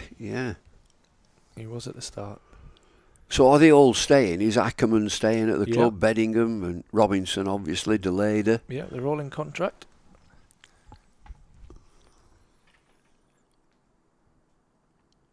Oh, Deleda really squares up Wells on that one. Well, there's obviously a plan. That if they've signed these 2 players, they haven't signed them to play in the 2s. No, not at all. I mean, looking ahead, I think Alex Lees after this season has 1 year left on his contract, so it might be future-proofing if Alex decides to go back to Yorkshire or decides that Durham isn't the place for him to finish his career. You've got the likes of Ben McKinney that's coming through and staking a claim, and I've got no doubt that Rob Key will be pushing his case because he seems to be well on the ECB's radar, wanting to see what he's all about. And like you say, you've got Emilio Gay, you've got Will Rhodes. Well, he's going to open. Gay will open. You would think so? Yeah. Well, will Rhodes fit in? Will he maybe fit in at the number 6 role, or will he bat 3? And then you've got, where do you fit in a Lees, a McKinney, a Borthwick, for example. Scott hasn't had, as much as I love Scott will be disappointed in his returns for the season. He hasn't had a very prolific year at all. Struggling with a bit of an injury as well at the moment. That's nicely tucked away off his hip by Wells. And Holdit does the fielding down at fine leg. But at the start of the year, we had the same conversation around the ball as if we've got all the bowlers fit. How do we fit them in? When you've got probably the one you discard is Mark Wood pretty much straight away, who's probably never going to play county cricket ever again. But then you've got, if England don't like it, you've got Cast, Potts. We had Scott Boland at the start of the year who didn't get through his first game. Then you've got Ben Rain. Bohannon clips that away, can't beat mid-wicket. Paul Coughlin, who I believe has just been extended with another year's contract. You've got Callum Parkinson, you've got George Drizzle, the off-spinner, if Durham want to play 2 spinners. So you've got Dan Hogg coming through, you've got young Luke Robinson coming through. He's exciting, Dan Hogg. He's big. Yeah. He's a big human. His younger brother's captain of the England rugby team at under-18s, I think. Paddy up at the Newcastle Falcons. Both products of Durham School. So yeah, and then you've got a core of all-rounders in Ben Rain, Bustelida, Paul Coughlin. Some guy called Ben Stokes plays every now and then. I'm just intrigued where these two, you've gone out, somebody's identified, which should be Marcus North and Ryan Campbell. We want these two, and they're going to play. Will Rhodes and Gay will play. Yeah.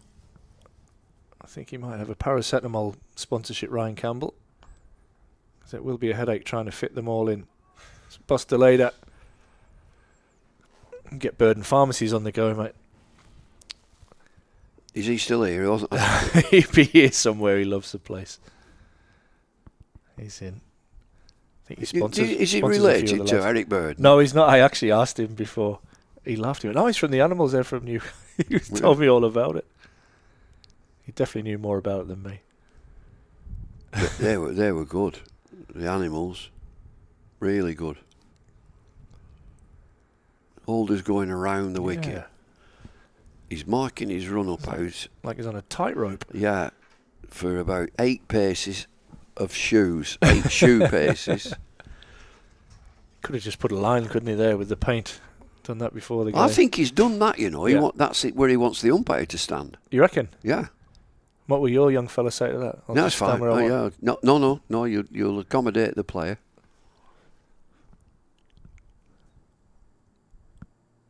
But it is a courtesy. The umpire will stand where the bowler will ask the umpire, "Can you stand there, please?" Yeah, that's fine, as long as I can see everything. Yeah. And he seems to be a pretty reasonable distance there, to be fair, doesn't he? Yeah, it's grand. You don't want to get too close. Although if you are close to the stumps, you can see everything. Yeah. But bowlers don't like you up to the stumps for some reason.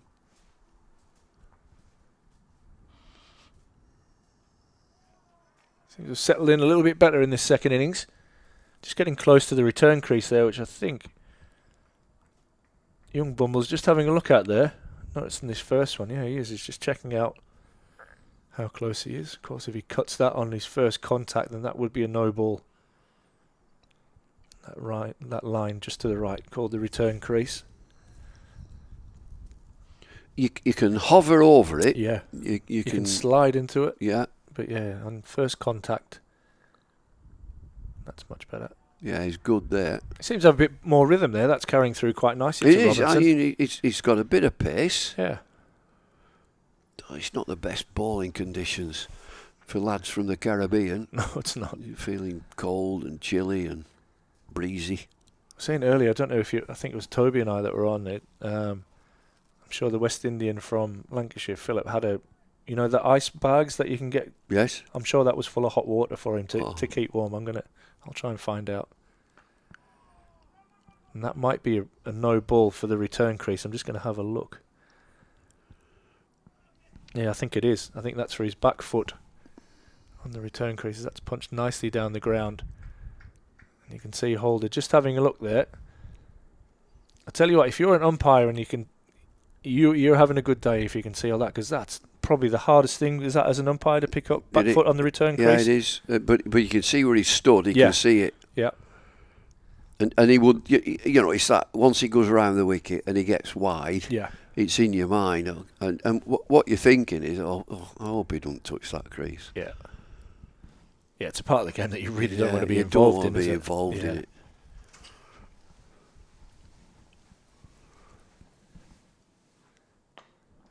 It's full from Holder, driven. So I know you were an umpire for quite a while. Who were some of your favourite players to umpire? Oh, Viv. Yeah. Beefy.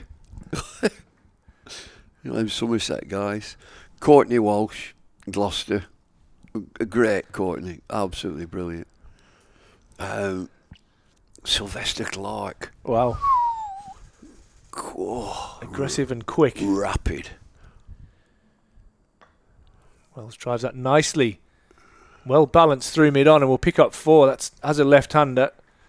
That feels like a lovely shot when you can just knock that past the stumps on the bowler's left and away for 4. Good balance from Luke Wells. And he started off this second innings very nicely. Moves on to 27. Yeah, he needs a score. You know, just feel good going to the back end of the season. Just get your rhythm back, your batting rhythm, get into some runs, get confidence.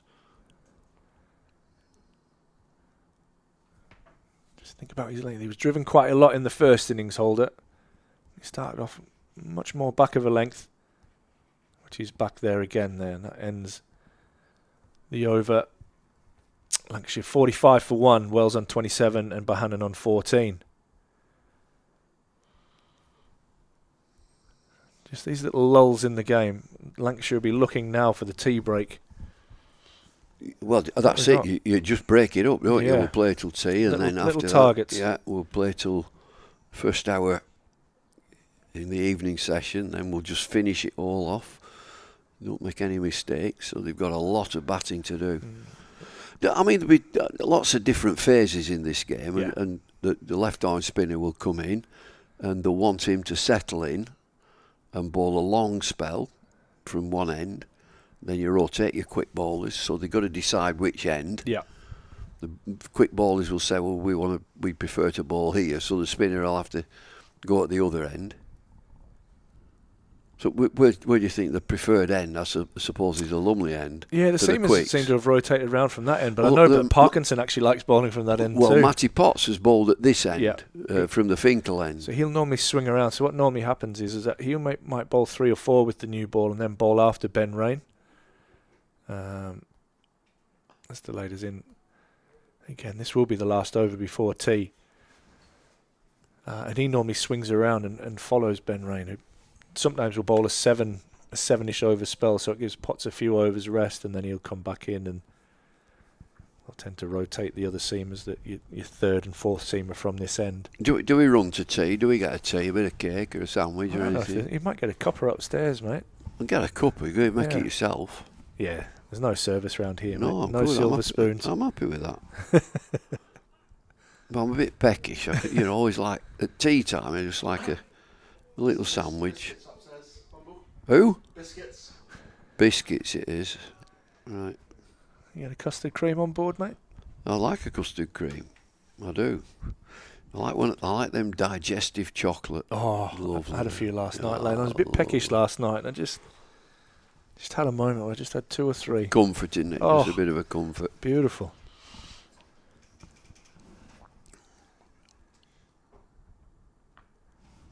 They're hitting a nice length as well. Bohannon just looking to see out the last over before tea. Lancashire will be quite happy after losing that early wicket of Keaton Jennings, who is a real rock for the Red Rose.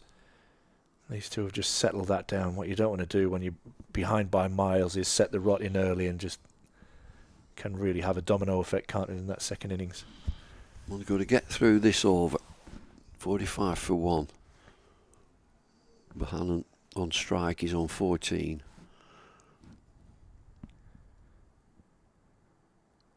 He takes on the short ball and takes it on well. Takes it on beautifully, in fact, and will pick up 4. And that, for me, has been the beauty of this partnership so far, is that they've looked to score. They haven't looked to just survive. You can see that run rate is up and over 3 and over, which it wasn't anywhere near that in the first innings. With Bohannon, I've seen a lot of him since he came into the team. I just think there's an international cricketer there, but he needs to be more consistent. I don't know what he's like in the changing room, whether he's a bit volatile or whatever, but he's got to pile some hundreds in. That's the currency.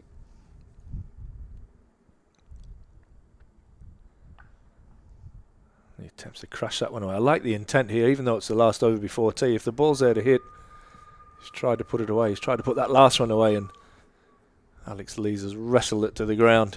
He has, hasn't he? He's still on his knees, Alex Lees. He's a big unit as well, Lees. He's strong. He's still down on his knees. I wonder if he's copped it where the He took a tumble, yeah. Because he's still down on his knees at the moment. Big fella's up now. We've got an interesting catching position. Colin Ackerman's gone right on the edge of the pitch there, as you can see on your screens, just in front of Luke Wells. That's defended nicely there by Bohannon, and that will be tea. So tea on day 3. Lancashire will go in there 49 for 1 after losing the early wicket of Keaton Jennings. Luke Wells will go there 27 not out. Josh Bohannon on 18 not out. They still trail by 296. So there's still a lot of work to do for Lancashire, and you feel that they're going to have to bat for 4 sessions to save this game and pick up some important draw bonus points. They haven't managed any bonus points themselves for batting or bowling, but draw points are absolutely vital for them in this game now. They've got 1 point, haven't they, from this so far? So, yeah, it's all you could ask, really. It's a shame that Jennings went, but understandable. Captain having given the run around by Benningham and co, and just might have been a bit brain fatigue, mental fatigue. So they've lost him, but Wells and Bohannon, they've steadied things down, 49 for 1. Wells is looking in good touch with 27. Bohannon is 18. Saw a couple of monster innings that carried on from last night. David Benningham was the last man dismissed, as Durham declared. He was out for 279, a Durham record, breaking Martin Love's record of 273. Came off 359 balls, included 27 fours and 1 6. And again, a record stand for Durham for the 5th wicket. Second in the county championship, second highest of all time. And Ackerman was out for 186 to Luke Wells, who came on late in the Durham innings and managed to pick up 4 wickets for 69 and gave himself a little bit of momentum. That might even be a career best for him. I don't know. I'll have to check that. But now he looks in really good order, actually, as he's gone into his second innings. But Lancashire, with a lot of work to do if they're to avoid defeat in this game, what we'll do is we'll take a break and we'll be back in around 15 minutes.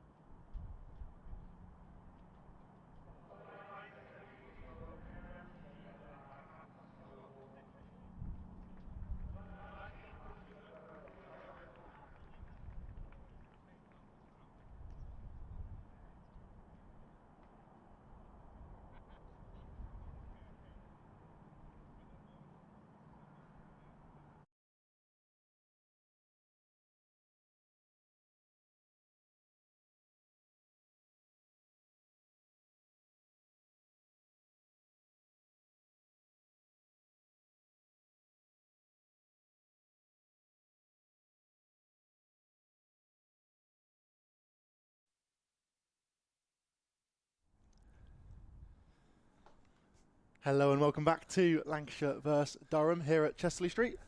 Lancashire currently 49 for 1, having seen an unbelievable innings from David Bedingham earlier today. Durham made 573 for 9 declared. Bedingham, unbelievable. There's no words to really describe it. Highest ever score in first class cricket for Durham. Crazy knock from him, wasn't Ash? Yeah, absolutely outstanding. I was lucky enough to be part of Martin Love's innings of 273. But David Bedingham, absolutely outstanding. And not just his innings, it was that with Colin Ackerman as well, with a record-breaking partnership for the 5th wicket. It's been a good day. Can Durham capitalise and take 2 or 3 wickets here in this last session to put them in the driving seat for day 4? Ooh, slight inside edge there. Maybe a little bit of turn first up for Parkinson. Yeah, kicks us off. Haven't seen him bowl so far this innings, but he's back on from the same end he bowled a long spell on day 1 in the evening session. A little bit of rough there outside the left-hander's off stump. Defended nicely there from Luke Wells. Yeah, he got one to turn really big early on in that evening session on day 1, but other than that there wasn't a huge amount of turn. Tom Hartley bowled a lot yesterday as well and earlier today and didn't get a huge amount of grip. Switch hit comes out. It's a lovely shot there. Just dabs that one down to third man. It's going to run all the way out there just for a couple for Luke Wells. Just saw the gap open, and as long as he gets bat on it, it's a fairly safe shot, you'd think. Yeah, there's only one fielder, isn't there, behind the bat at the moment. That's Scott Borthwick. Buster Leader now kind of in a deep third man position in place for that reverse sweep. Onto the front foot there. It's a clever manoeuvre by Wells. Just opens up a bit more space now in front of square, with the leader having to drop around a little bit. So anything too full from Parkinson will look to drive and can get full reward. So reverse that comes out again. Bowled him! He's gone! Brilliant from Callum Parkinson there. Gets Luke Wells in the first over after tea. Brilliant from the left arm spinner. Just Luke Wells looks for that reverse sweep again. Misses it completely this time, having got 2 from the shot he played a couple balls before. And Wells goes for 29 off 47. It's been a good knock so far. Just clips the outside of the leg stump, and that is a huge breakthrough for Durham. Got the early breakthrough straight up with the new ball with the dismissal of Keaton Jennings, and now Luke Wells goes bowled Parkinson for 29.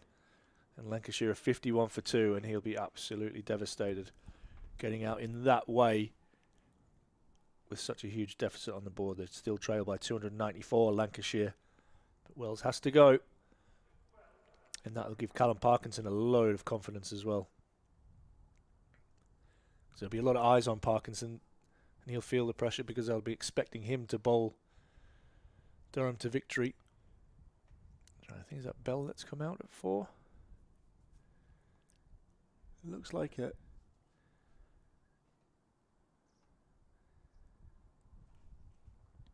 Yeah, I think it is. Number 17. Yeah, it is George Bell.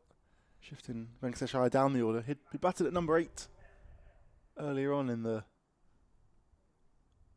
season for his previous 2 games. Rocky Flintoff was in there at number 4. And he jumped up as a replacement in the first innings. But now it looks like Bell, who seems, as I said, I think he prefers to bat higher up the order. So should be a good test for him here. Parkinson will be turning the ball away from him.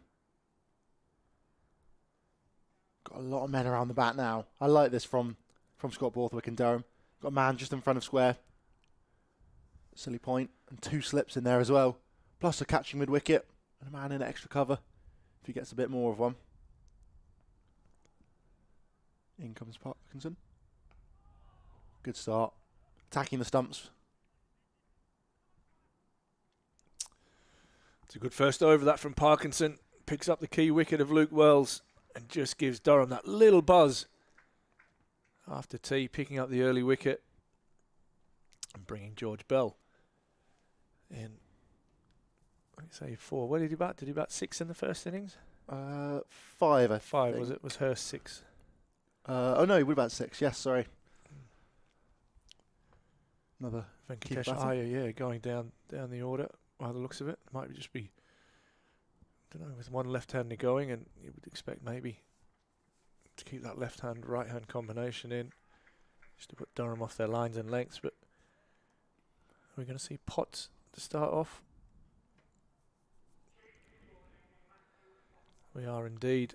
My eyes are working just a little bit, which is good. Keep doubting myself every now and then. Happens when you get old, mate. Don't get old. Speaking of that, Bumble's just had a walk back in. Kettle's finally boiled. Yeah, it's on the way. It's on the way. It's a lukewarm cup of tea, I think, Bumble. I've just had a wet. I'm going to make my way home. I'm going down the whatever it is. No, I'm not. Yeah, I am. A1M shot. Beautiful shot there by Bohannon. He'll pick up a couple. What about that shot? It's a big wicket, isn't it, for Durham? Luke Wells looked devastated as he walked off Bumble. It was big. Are you done now, mate? Yeah, going home. Beautiful. So huge thanks to Bumble for joining us for days 2 and 3. No, I enjoyed it. It's been magic to have a legend of the game and a legend of broadcasting Legend. in the box. And do you know what, all round, just a pretty good bloke, to be fair. And I'm sure that's what he'll be happy with more than the other accolades. He's just a pretty good bloke. It was lovely to share a pint with him last night. As Potts is tucked away off the hip, this time by Bohannon. Yeah, we just had a casual pint by ourselves with about 50 or 60 people listening into our conversation, which was absolutely lovely, and I'm sure the members enjoyed that, and hopefully all of our viewers have enjoyed having Bumble on. I think he says he's back in operation for one of the days with the next Lancashire home game. Yeah, Somerset game. Somerset yeah, there. Nice big game. Which, yeah, Big game.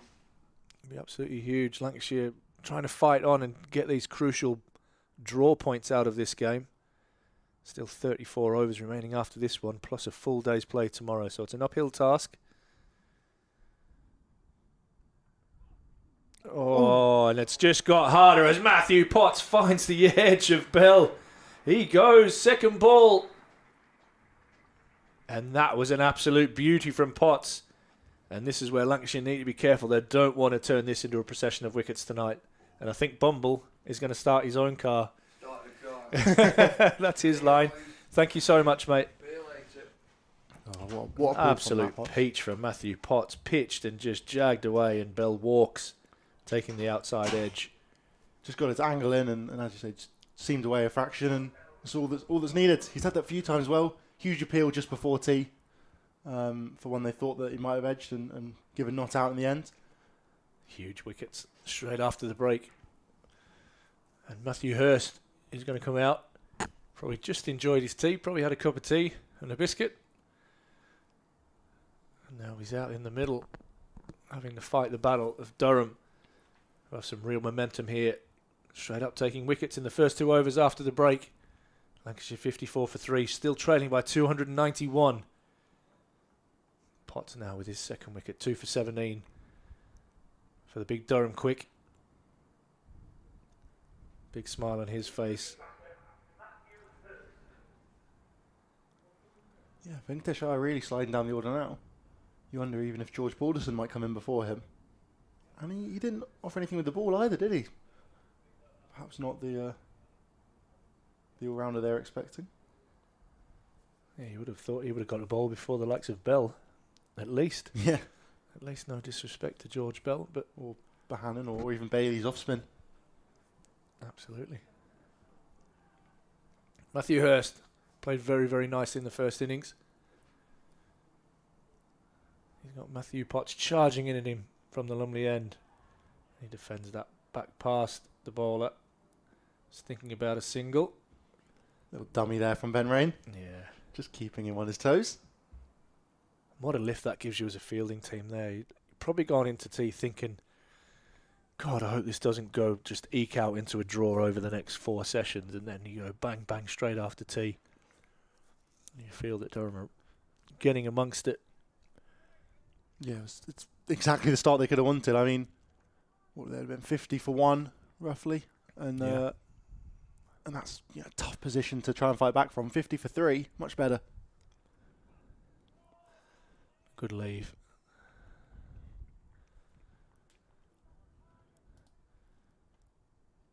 Just one ball left in this over from Matt Potts. A really good over and got a crucial breakthrough again, following up the top over from Callum Parkinson. Went to tee at 49 for 1. Luke Wells going in the first over. Played his second reverse sweep and missed the second one. It just clipped the leg stump. A little bit of turn there for Callum Parkinson, and then Matthew Potts finding the outside edge of Bell earlier in this over.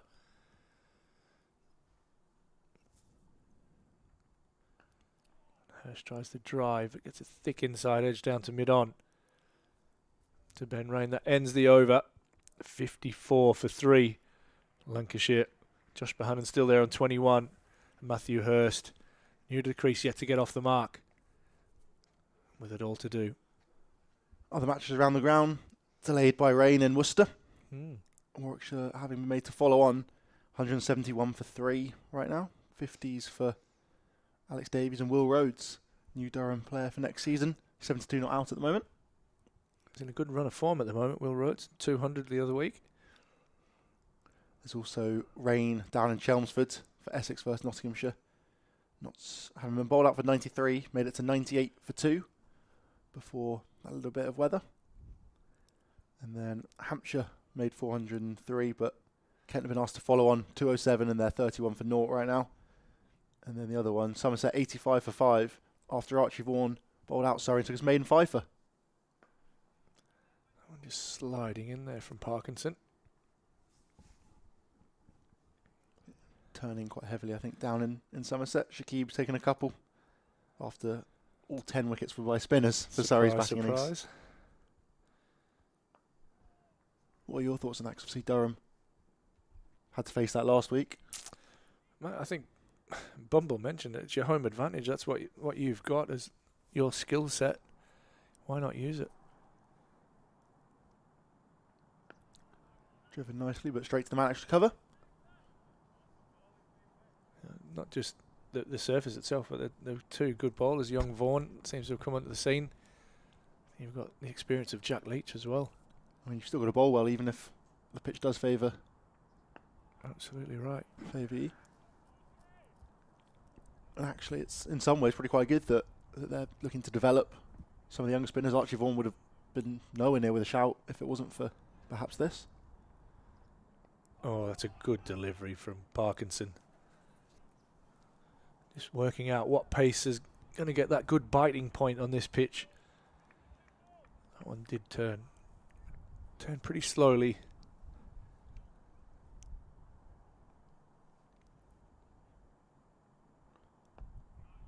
Plays around his front pad of fraction there. But plays nicely in the end as Josh Bohannon. 21 he's on at the moment. Whistled through the over there, didn't he, Parkinson, a maiden? Yeah, just don't even realise almost. Just flies through. First maiden of the... Or his first maiden of the innings. Yeah, it happens when you're batting as well. You just look up, he's there, and you bang. And you're playing a ball, you don't get really that chance to reset, and all of a sudden there's another over gone. I mean, probably more prevalent in white ball cricket when you're really racing through the overs. It just disrupts your rhythm as well as a batter when that bowler is just getting through, bowling tight, another maiden over, building the pressure, and then you've got Matthew Potts to deal with at the other end, who's really got his tail up. Yeah, it just means you have to... Well, you feel almost the pressure to always be ready, don't you? And can't quite settle into a rhythm. You know, there are times... I mean, we saw with Bedding and Ackerman, it felt like they were dictating terms of play today. Just rotating the strike, nudging it around. Played in their own time zones, exactly. didn't they?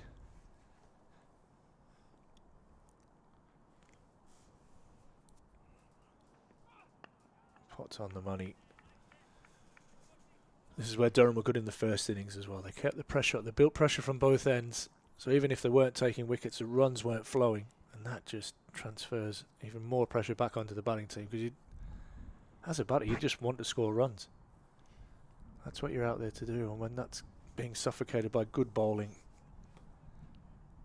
creates pressure which takes wickets. Yeah, they didn't quite manage to hold the same pressure they did in the first innings just before the tea break. But they immediately got back onto it since. Matt Potts and Callum Parkinson just not missing a beat. A bit uppish that one from Hurst. Looked like it was going to carry out to Deleda at backward point.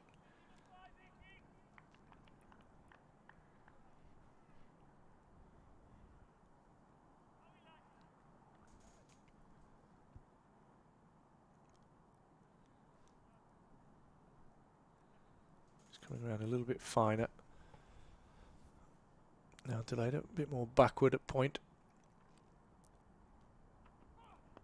This one's down the leg side and tucked away nicely by Hurst, who will get off the mark a lot quicker than he did in the first innings. He's underway with a pair as Parkinson does the fielding out in the deep. Yeah, just a fraction too straight there from Potts, but attacking the stumps. He'll be positive about it, I'm sure. Just got to adjust his line slightly and find that same rhythm that he's had throughout the whole game so far. You feel this is a huge partnership for Lancashire. Hurst defending.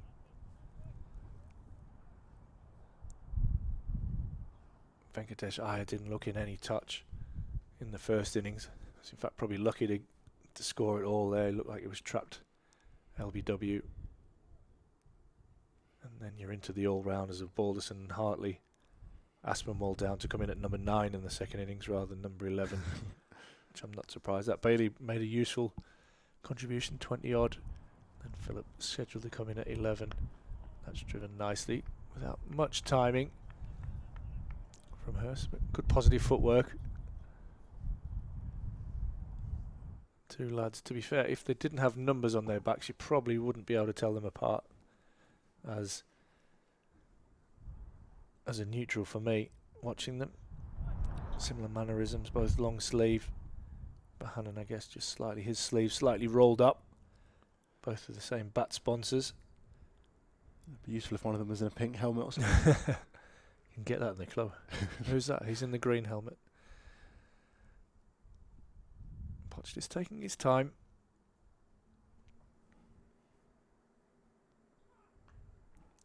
This is punched away nicely off the back foot. He'll get at least 2 as delayed it.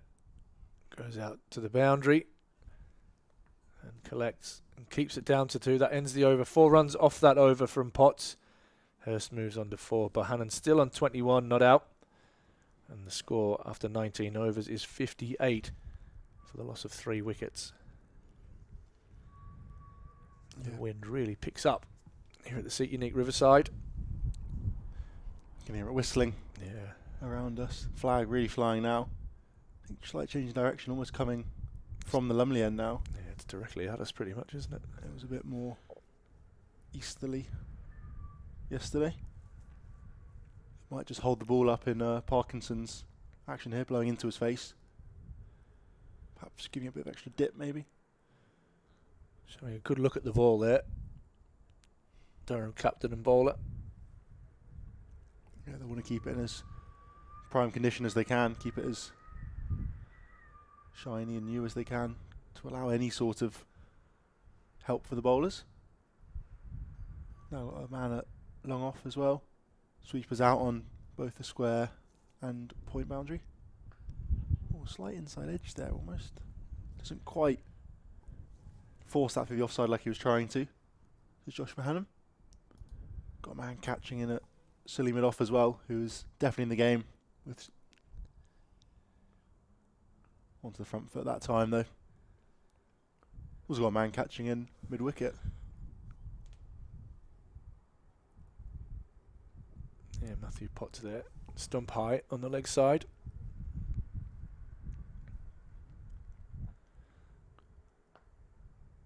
Full this time from Parkinson. See Bohannon scratching away at that mark I was talking about before tee. Putting in a second slip now, Ackerman moves from his silly mid off position. Or into a gully position, isn't he there? Yeah. Ben Rain now moves in and replaces him. Big swipe this time, straight to Rain. I like this from Scott Borthwick, just reminding the batter that can't have it their own way and a few field changes. Just thinking about the game always. Got plenty to play with, hasn't he? Still trailing by 287, Lancashire. Big drive again, but finds Lees this time.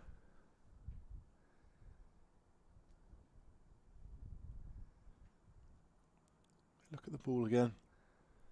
A lot of focus on it seems to be. Yeah, might have just got a scuff on the shiny side, which the seamers love when the spinners are operating with a reasonably new ball. Still in its 20th over.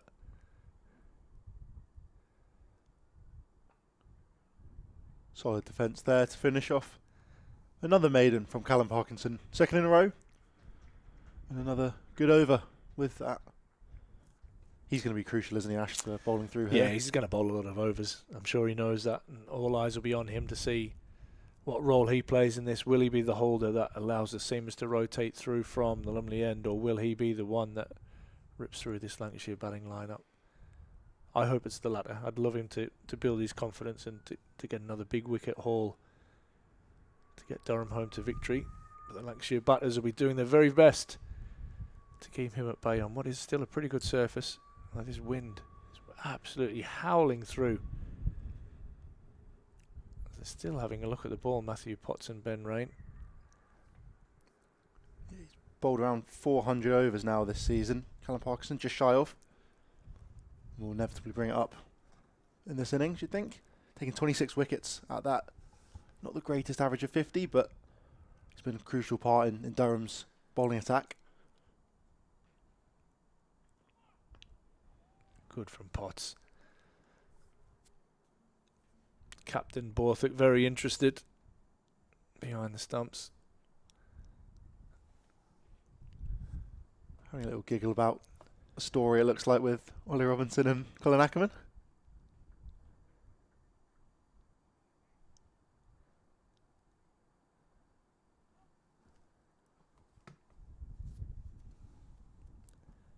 Message there from Sam Dalling. Congratulations, Sam, on the birth of your little one there. He's just saying, I've just managed to keep an eye on get an eye on the score there and what's going on. And I think my word is, is his comment.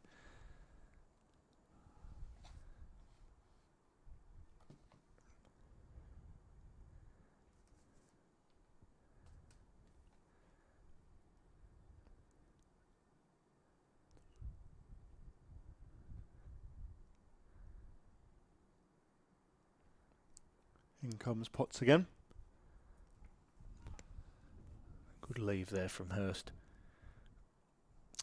So yeah, Sam Dalling, Somerset Sam we call him, has been in this very building and this very booth, commentating on a lot of the Durham games this year. Sam, I hope you're really well. Daughter Camilla, born this morning. Sorry, born last night, in fact. God, you were slow telling us, mate. You didn't tell us till this morning. What have you been doing? But yeah, congratulations to you. Big year for you. Just been married and now baby just arrived. Fantastic, mate. Hope you, the missus, and the little one are all well. No doubt you'll be watching. Potts is driven nicely by Hurst through the covers with the wind down towards Lumley Castle, and that's collected in by Deleda, and Ben McKinney follows him up, and they do well between them just to keep that to 3. It's a good chase there from Deleda. Yeah, it looked like it was just about to go all the way, and nice little slide from the Dutchman. Pulls it back in time. It's good to see a bit of teamwork as well. McKinney following all the way out. Yeah, you're taught, aren't you, now? You're always on the move in the field. Hunting 2s and 3s. Should never be still. And you'll get a tick from the coaches up there.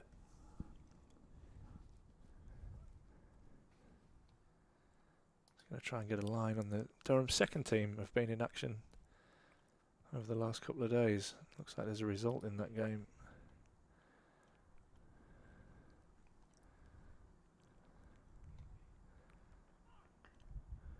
This one's defended by Bohannon.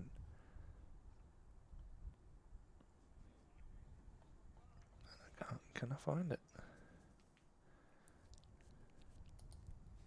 Who are they playing against? I don't know if they're playing Notts.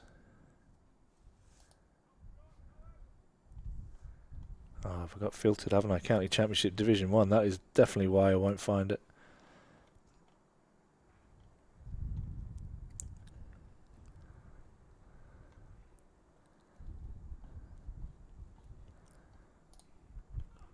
Full and straight from Potts this time. Think about a single. Ben Rain dives and misses, but good backing up prevents the run.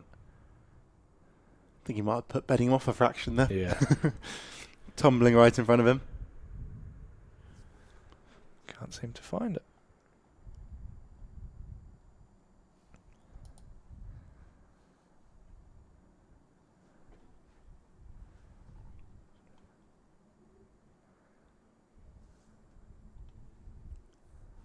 Another over finish there from Potts. He's now bowled 8 with this newish ball, the newest Kookaburra. 2 maidens, 24 runs, and 2 wickets as well. 2 big wickets. Got Jennings early on. And then George Bell for a second ball duck. Luke Wells, the only other man to fall. Trying to reverse sweep. The switch hit. Callum Parkinson did it a couple balls before, got 2 for it and tried to follow up again and was bowled around his legs almost. Onto the back foot there from Hurst as they just push through for a single.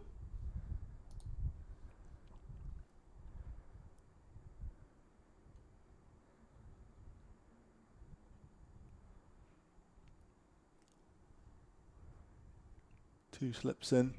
It's come a bit finer now. Hazakmani was more of a gully last over.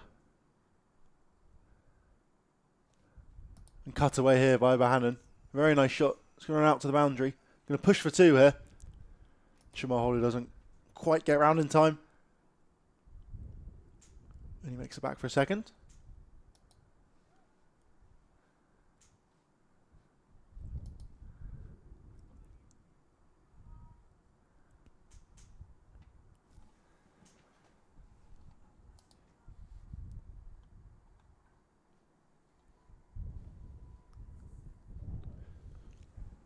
Another conversation now between Ben Rain and Callum Parkinson. Taking their time, aren't they?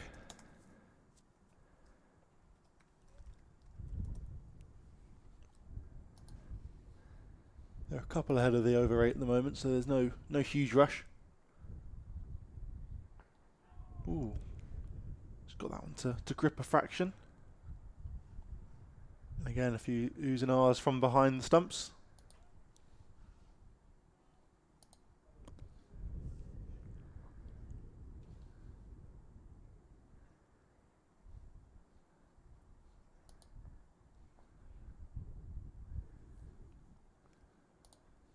Oh, well left there by Matt Hurst. Gets his right leg all the way across the stumps, just in case it didn't quite turn as much as he hoped for. But no shot played and lets it drift through to Ollie Robinson behind the stumps. Onto the back foot this time.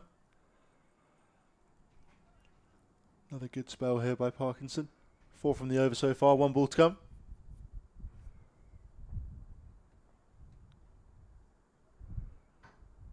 Oh, that's going to be tight. Inside edge, perhaps. Little tickle on the way through. Yeah, I think he might have even got outside the line there. Hurst just looking at that one. Good bit of bowling by Parkinson, beating the edge. That will encourage him.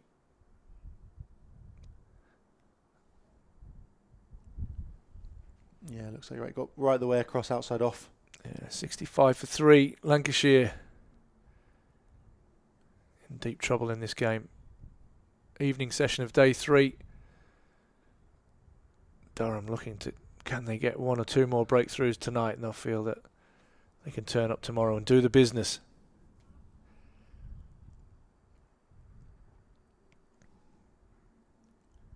Yeah, you think Lancashire will be looking 150, 170 perhaps at the end of the day's play if they're 3 down, looking in a good position. This one down the leg side, and Robinson tumbles away and takes it. I think it's the wicket tally that both teams will be focusing on a lot more than the runs. Yeah. Even if Lancashire are somehow level, say at the end of the day's play, if they're 8 or 9 down, I'm not sure Durham will be too fussed knowing that they have to bat last still. I think we'll be happy chasing down any total really. if it means they've bowled Lancashire out again.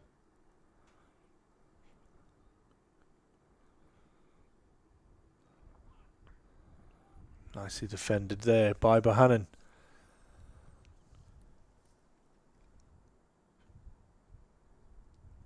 He's walking away to square leg Where's the scratch coming? right Ooh. now. There you go. It's a little double scratch. I've got Chris has given us his lineup for next year, which is Lees, McKinney, Gay, Rhodes, Robinson, Bedingham, Ackerman at 7 Gs. Good. Cast, Potts, Rain, Parkinson. Wow. They might beat Holder on the leg side. He says it probably won't be that, but what a team that would be. Says try getting 20 wickets. 6 bowling options, including Rhodes, but they might put another gun seamer in for McKinney or Gay and shift one of them up. He feels that Borthwick isn't playing red ball next year. Betters, Potts and Cast will be missing for a bit too, he says, with international call-ups. Thanks for that, Chris. Not bad sides. Perhaps I'll pass that on to Ryan. Yeah, wow. Rain, Potts, Cast.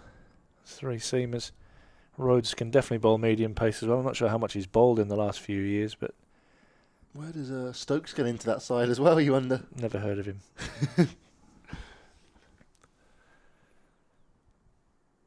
That's without an overseas. Well, an overseas bowler anyway. Mm.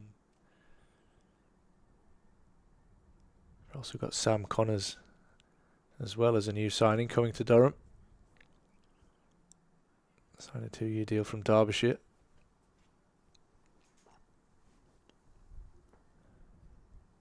A little bit of movement behind the bowler's arm again. Yeah, it's miles away as well.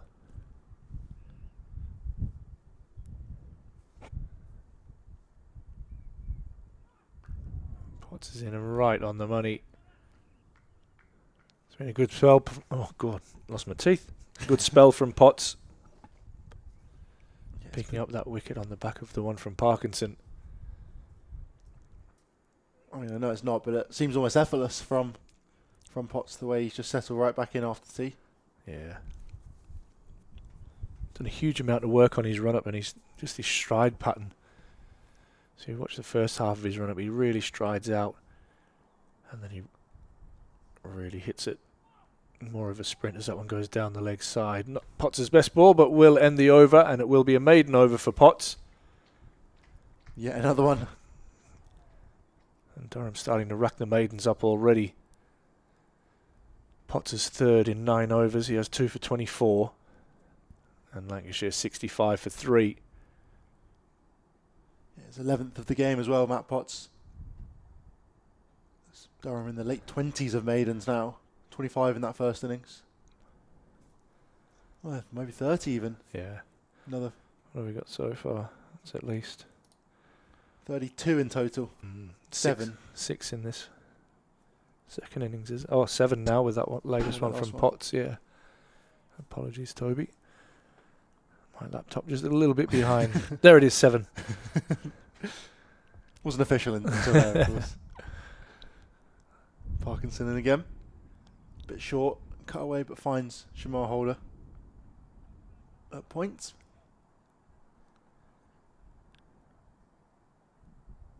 The sun getting low now over the back of the pavilion. Full this time, almost yorks him. As another wicket falls down in Somerset. Shakib picks up the wicket of Lewis Gregory, the skipper.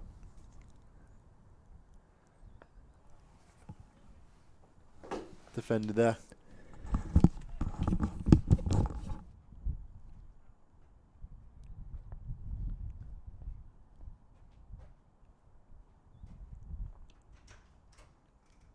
Left alone this time by Matty Hurst.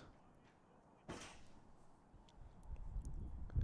think there's a bit more rain around the country as well. A few other games been called off. Cut away there, and he's going to beat Shamar Holder. Lovely shot by Matt Hurst. He's going to run not quite to the boundary. Oh, Shamar Holder doesn't quite get there. Signals to 4. And a brilliant shot there by Matt Hurst. just beats Shamar Hodder on his left at backward point as it runs off down towards the western terrace.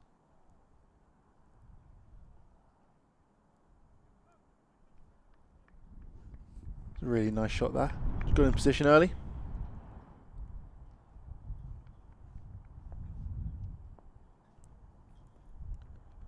Oh, and left alone. It almost goes on with the arm, but just turns a fraction too much. Hands on heads there for Callum Parkinson. Another good over, just that one boundary from it. It's been tight bowling so far from Parkinson.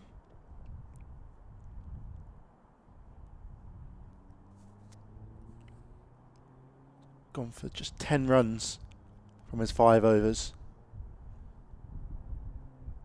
Not even bowled an extra, and got the wicket. A big wicket of Luke Wells just after tea today.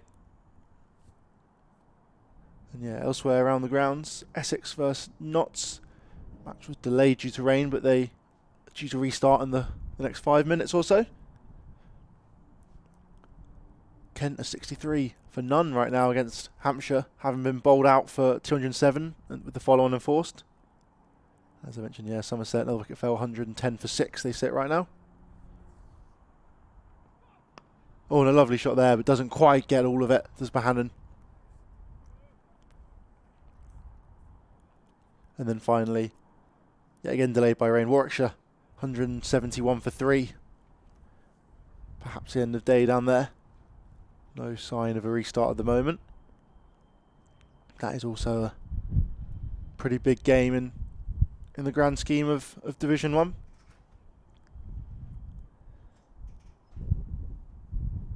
Potts to continue now. I was tickled off his legs there. Then go through for a single, but I think it's going to run all the way down to the boundary. No, it doesn't. Callum Parkinson gets around really well there from fine leg. And they just settle on 2.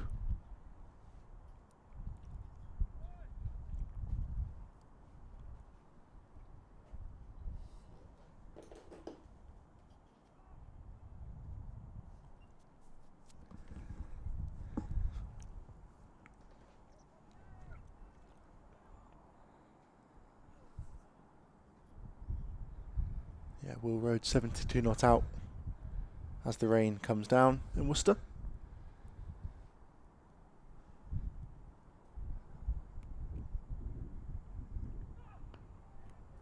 Onto the front foot there from Josh Bohannon.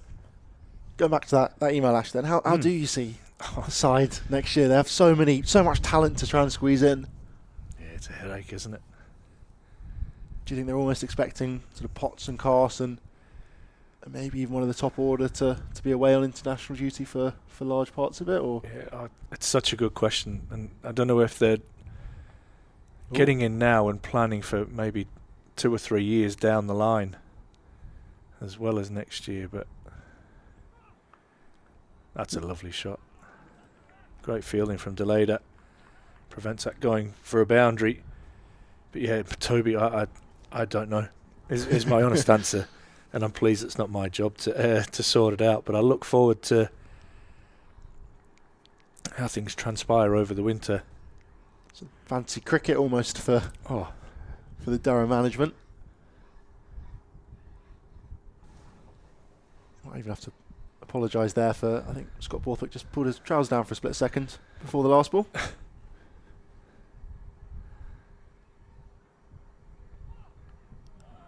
Carved away by Hurst down to third man. Open face. A little bit risky. What you don't want to do is guide that into the slips. This stage is Bustaleda. Energetically goes and retrieves the ball.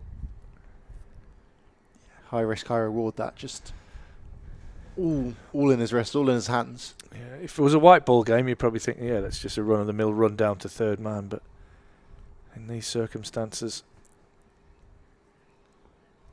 well, what he does is he keeps that scoreboard moving for him. And he's 16 off 24 now. So he's off to, not a flyer, but a good start. And he's solidly in defence there. So that ends the over number 25. And Lancashire 76 for 3. Bohannon on 25. Hurst on 16. The deficit is 269. And there's still 26 overs remaining in the day's play. Yeah, a long time to go. Parkinson's caps off again. He will continue here from the Finkel end. Yeah, I think that will be an ongoing theme for the rest of today, that one. See a lot of Callum Parkinson. I think you'll see the seams. I think you'll see Ben Rain come on pretty soon in behind Matthew Potts from the Lumley end. Maybe with the keeper up, just to change that dynamic of keeping the pressure on Lancashire.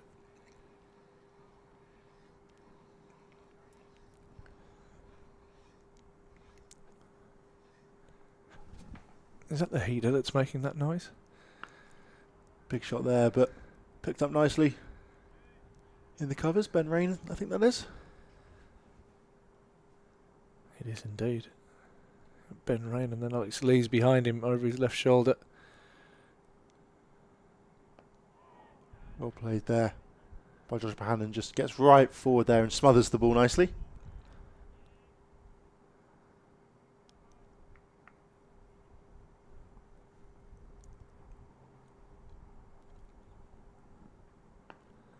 Lovely stop there from Ben Rain. Low down to his left. Cat-like reflexes to get down there. Brilliant effort. It's a good stop.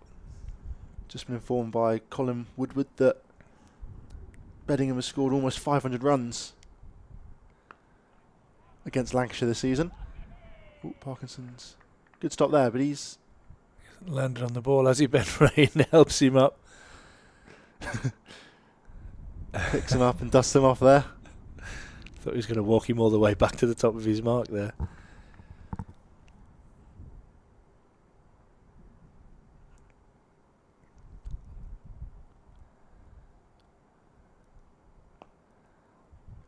Nice single there, just to the man along off from Bohannon. Yeah, 483 runs Beddingham has scored against Lancashire this season. Scored 101 and 103 earlier on. And obviously a monstrous 279 earlier today. Full toss. And it's going to go all the way through. Well guided there from Matt Hurst. Just doesn't try to overhit it. Just times the ball perfectly. Beats Alex Lees.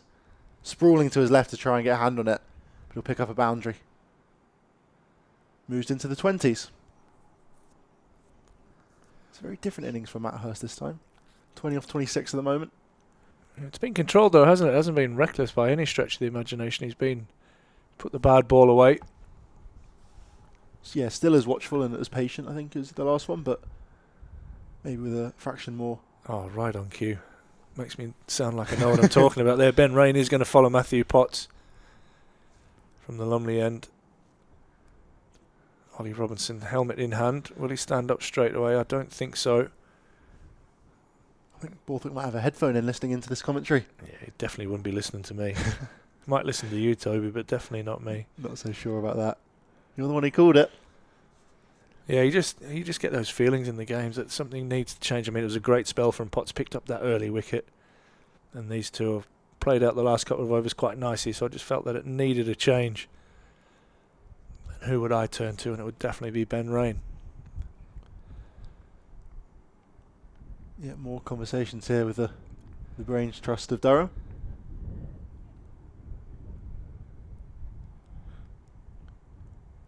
Just the one slip it looks like for Ben Rain. Yeah, they're going to play the patience game.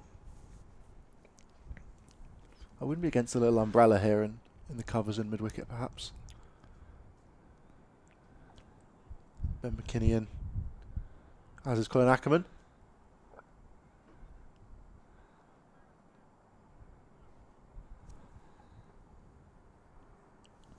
Is Emilio Gay coming as sub-fielder there? Is that allowed? I don't know if it is. Just trying to think. A cover point there.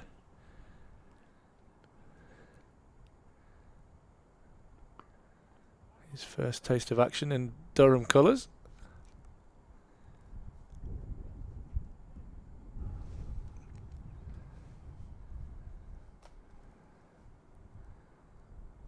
Just trying to work out who's off the field, is it? I think Potsy's gone off. Yeah. Yeah. It's a good spell. Head off. Quick break and we'll be back on in no time, I'm sure.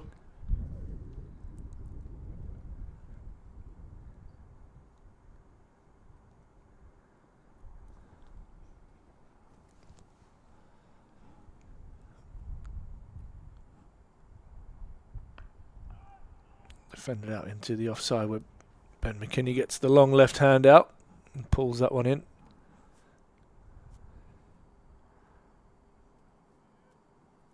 I wonder if There's 100% Emilio Gay, who looks like he's even got a squad number of number 24 and his name on the back there. just in preparation, evidently. Yeah. That was probably a promo shirt that was printed off for him, and now he's out there in the middle of the action.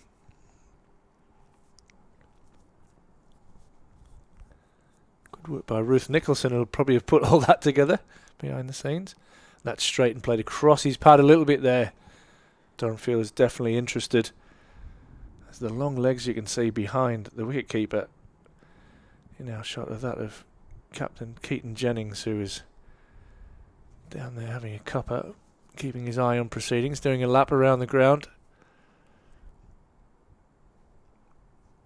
Standing just in the gap between Ollie Robinson, who's about to come up to the stumps, so that will ruin whatever view Keaton Jennings had of what is going on.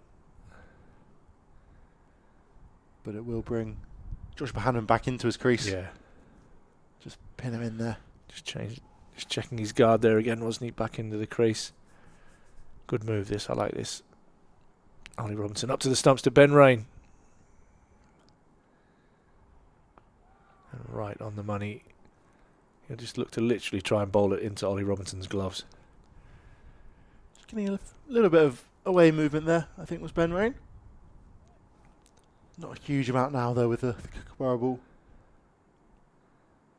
Almost 30 overs old. And 24.2 overs left in today's play. Good amount of time for Durham.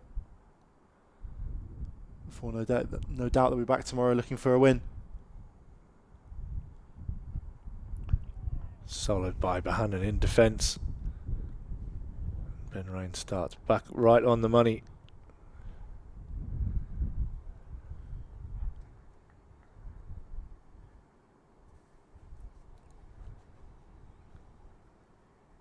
Five dots here to start off Ben Rain's spell.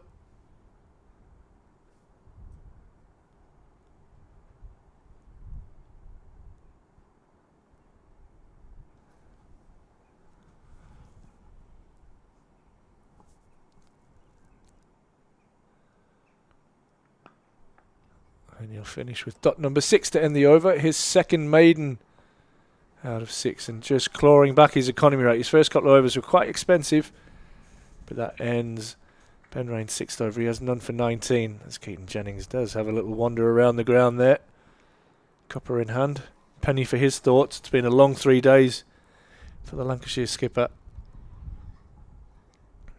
Top man came through the system here at Durham, and then left Durham to pursue better opportunities with Lancashire after Durham had some issues with the ECB back in 2016. And we'll not go into that. I'm sure a few of our members and a few of our supporters will have their own thoughts on that. I have mine, but I will definitely not share them on this platform. I'm sure everybody can guess.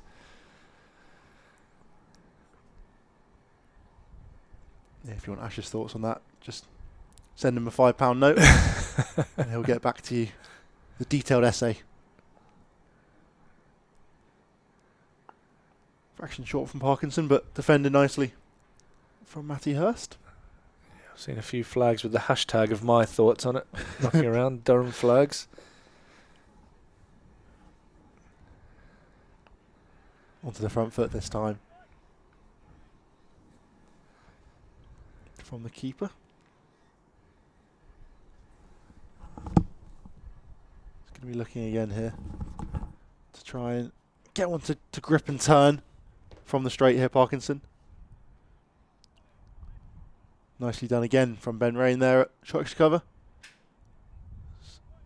More looks at the ball, trying to keep it as... Oh, Ackerman that was, sorry, not Rain. More shining going on.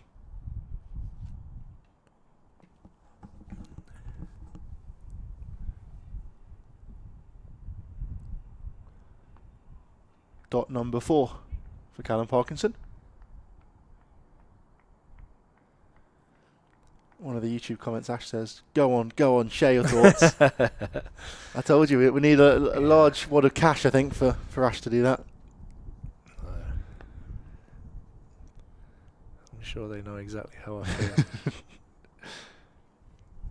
Very, very disappointed is one way to describe it.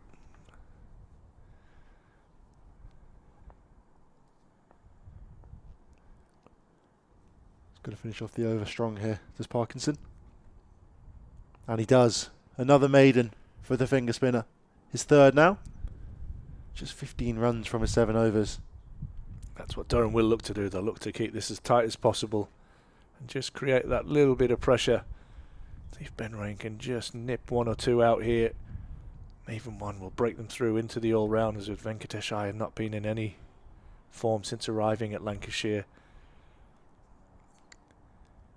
Yorkshire have beaten Leicestershire. Wow. By an innings and 72 runs. Backfire on the pitch, but probably risked it all to lose. Yeah. 98 all out before lunch on day one is not how Leicestershire want to start that. No. Yorkshire followed up with 379, 100 for skipper Jonathan Tattersall. And an 88 from Matt Fisher, who had a great game, took 3 in the first, alongside Ben Coates 5. He then followed up with another 3 in the second, alongside George Hill, who took 6 for. There you go. Big result that for Yorkshire. Ooh, little bouncer from Ben Rain there. I love that. I think he must have given Ollie Robinson a little nod. It's a good take from Ollie Robinson. Don't know whether he's just had a word maybe mid-over. Ryan Ahmed getting a little promotion. Batted at number 5 in this game. Made 77 in the third and final innings. After a 7-ball duck in the first.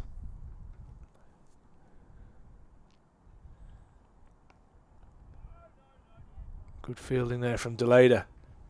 Prevents that. Got an email in here from Chris about the commentary going forward. Will this be the new setup going forward? And are you staying on for good, Ash? I do have a day job as well, actually. But yeah, where possible. I mean, the good thing about my job, or the bad thing is that when Durham are at home, I can't actually coach my kids. So Parkview Academy of Sport are here at the Riverside. So when Durham are at home, we're unable to use the facilities. So it gives me a little bit of availability. As that's a build up of pressure that there on Bohannon. That's dot balls. I'm just causing him to play a shot that he probably wouldn't have a couple of overs ago when the runs were flowing. So yeah, so I will be involved in the streams going forward, mate. Really enjoy it, and having Toby and the other guys along. I mean, working with Bumble's been an absolute honour. I'm sure Toby will say exactly the same thing. Some of us are like just absolute amateurs at this. Well, I am. I'm speaking for myself here. Absolute amateur at this, but love cricket, love talking cricket. But to work with somebody like him is an amazing opportunity. And then, I mean, go back to some of the one-day stuff when we had Simon Hughes and people like that as well, and some of the ex-players that come along. And then you've got Ryan and Vic who are regulars, and then Tim Bostock who must be banned by the club by now from ever coming back on the stream. But I love speaking to Tim because he's so honest, and he probably tells us things that we're not supposed to know. But that's kind of the beauty about Durham, is that we are a big family club, and that we do tend to find things out, maybe not by the normal routes, but via the old corridor conversation here and there, such as the man fielding at cover point at the moment in Emilio Gay. Tim blurted out that he was available for selection. I had to try and rein him in a little bit at times and just give him a look. He probably got to see the back of my bald head at that moment in time, but my eyes were telling Tim that he might just be sharing a little bit too much information. But it's all good fun. He just wants to engage with people. He wants the club to be informed, and wants everybody that's part of Durham to feel like they are part of the club. So it is brilliant having those people on.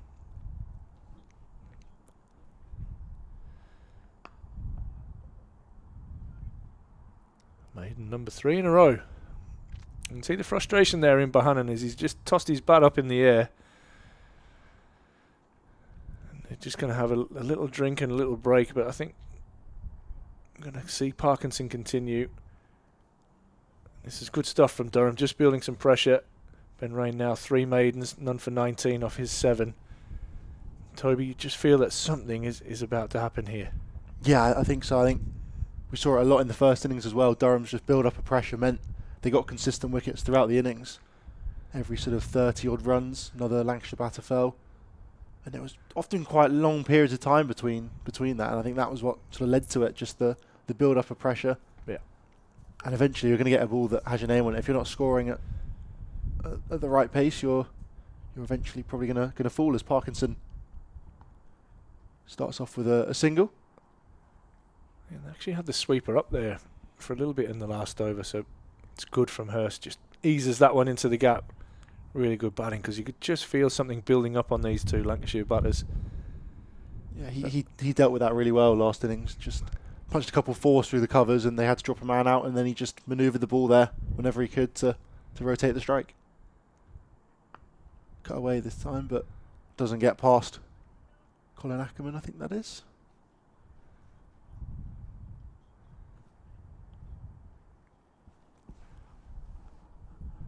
Wonder how the body's feeling for Ackers right now. Flicked into the leg side. They're going to push for 2, and they will get back for a slight, maybe not a stumble, but a stutter step perhaps from Hurst as he goes through. I think perhaps thinking he had less time than he did. Sort of set off with a fair bit of pace. Yeah, it was a comfortable second.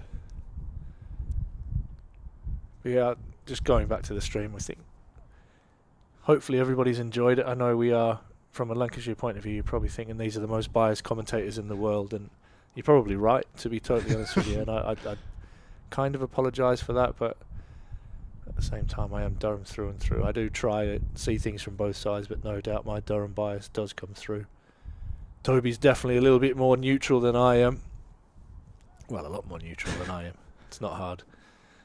But I hope you're enjoying the coverage. I know we've had some messages through from Lancashire supporters saying, you know, that the stream wasn't working, and they're a little bit disgruntled with how their season's going. But I, for one, definitely don't want to see Lancashire relegated. I think they're such a huge institution in county cricket, and I think Division 1 cricket is all the better for having Lancashire in it. So, but that will be up to them to determine how their fate, and how they fight out the rest of this game might determine their season as well. I mean, Notts in serious trouble in that game, so they're not going to really get away from Lancashire. And if Lancashire can get these draw points, then that'll put Notts and is it Warwickshire who'll be kind of dragged back into it as well. That's the thing, really. I think the fact that Warwickshire, Worcestershire, looks like Warwickshire are going to struggle. Their game will restart in the next few minutes, I think. Well, they're 171 for 3, aren't they? They're almost looking to get just about time a little bit and take as much out of it. They're only 8 behind Worcestershire at the moment, but a few early wickets and they come back tomorrow 7 or 8 down, and Worcestershire will be in prime position really to seal their spot. I think a win here for Warwickshire, Worcestershire and Durham as well will almost certainly, even not if it's not mathematically, but will. I think a draw for feasibly. for Durham with maximum bonus points and the draw points as high as they are, I think that'll pretty much see Durham safe. I guess Durham, this again is no disrespect to Kent, have Kent as a bit of a safety blanket last game of the season. They're going to have a tough week next week. They'll be without head coach Ryan Campbell, who will head home. Unfortunately to attend the funeral of his father, but he's still here, and he joined us earlier on, and you know, our thoughts still going out to Ryan and his family, but he won't be there next week. Got more important things to attend to, looking after his mum. That's gorgeously back cut away. We've seen a couple of really nice late cuts today, and that joins the list. It's Bohannon moves on to 33, and Lancashire 89 for 3. Really, really nice shot. Yeah, really delicate, just dropped his hands on the ball almost and ran it off the face of the bat down to third man, vacant area. Just the one slip in there as well. And it's always going to speed away, as it has done over the last 2 days. Not on day one though, but the last 2 days Yeah, it it's has. definitely quicker, isn't it?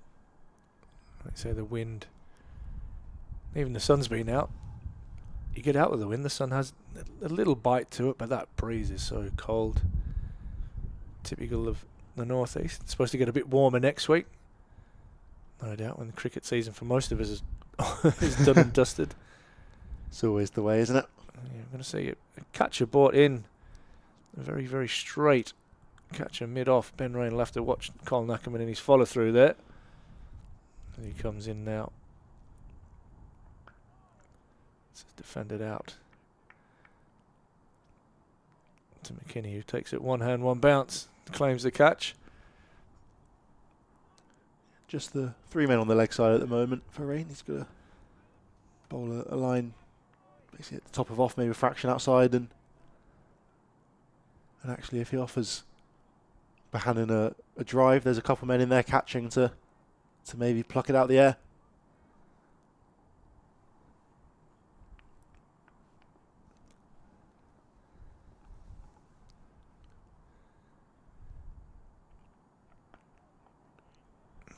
Geoffrey Boycott would really admire that. Good cricket, good delivery, and really solid defence from Josh Bohannon. And I think Lancashire are going to rely on here. Got to 49 and looked well set in the first innings before nicking one behind. I think it was off Ben Rain to Ollie Robinson standing up to the stumps from memory. Yeah, it was a very good take from Robinson behind the stumps.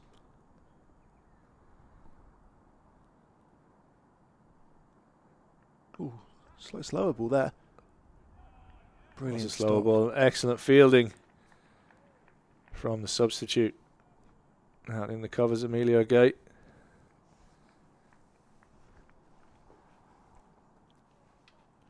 Yeah, full length dive to his right. Already putting his body on the line for the Durham. Enjoying a bit of football in the warm up over the last couple of days.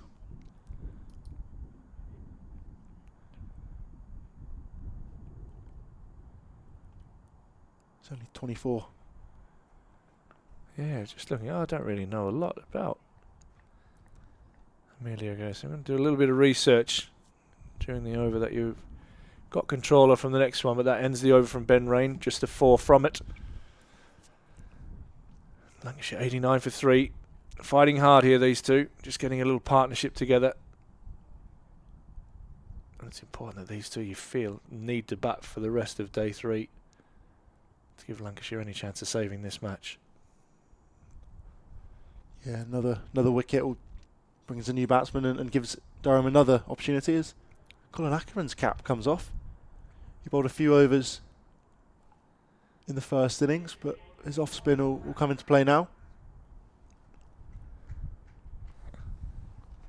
Having a little chat with Scott Balfour at field position. Matt Potts back onto the field.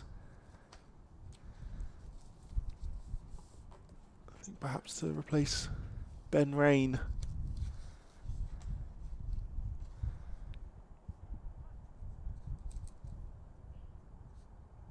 Yeah, I think Ben Rain's taken a leave of absence. Potts in there at silly mid on. Gay in there slightly wider, sort of a catching mid wicket in line with the stumps. About 4 or 5 pitches across. Alex Lee's on the offside in a similar position. Plus sweeper on the point boundary and one behind square. Out on sort of deep fine leg, deep backward square leg.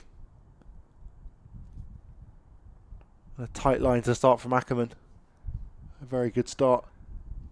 No width available.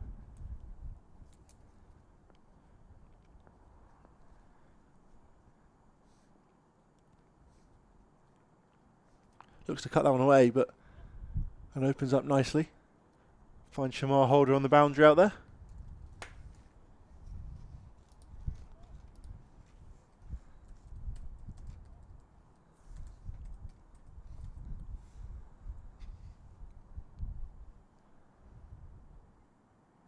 No change in the field. As Ackerman will bowl to Bohannon now.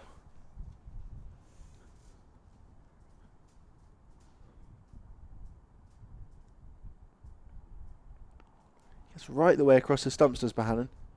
almost outside the line of off, so even if it had turned back in, he's unlikely to be a candidate for LBW.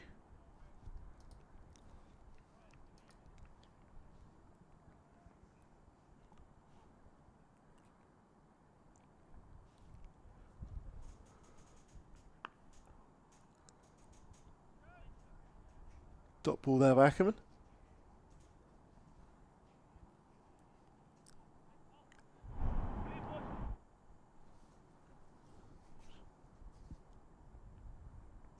Yeah, you can see he gets right the way across there and flicks it nicely into the leg side. Think about 2, but great fielding from Baz the leader out there.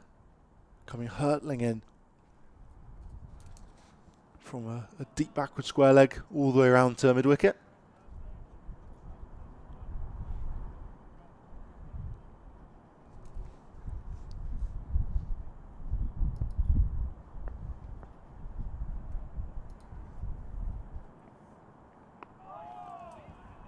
Defended there. I think it might be Beddingham actually who's off the field rather than Ben Rain, which I think I said at the beginning of the over. Well deserved break from Beddingham. 279 did he make? Yeah, he's struggled there. It's average. 279. A brilliant innings, just not even anchored, just battered through. Came in when Durham lost a couple early wickets. They were 25 for 2 when Scott Borthwick with skipper went.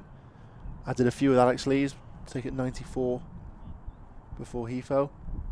And then Robinson fell 99 for 4. And Durham were in a little bit of trouble. But Ackerman and Beddingham just battered beautifully. Didn't they just? Put on a record Durham partnership in the end. 525 they added between them. Ackerman fell first, 186 he made. LBW to Wells. And Beddingham just battered through before falling right at the end. Caught a long on, trying to go over the top. 5-7-3 for 9, Durham made it to. Luke Wells took a 4-fer, having not bowled a huge amount on the previous day. Ben Rain continues and finds the outside edge. But a controlled outside edge.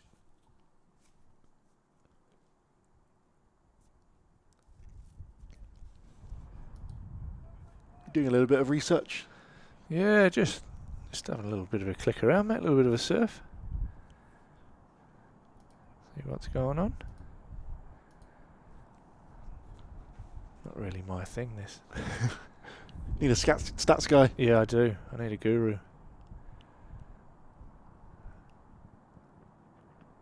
Oh, that traps Bohannon on the crease.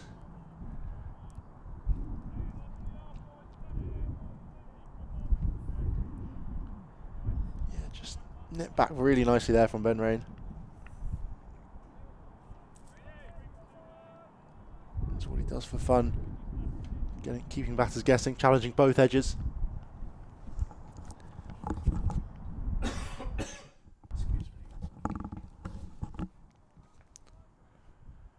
Bowled a few overs now. In a row as Rain. Keep going, I'm sure, though. Attacks the stumps yet again there.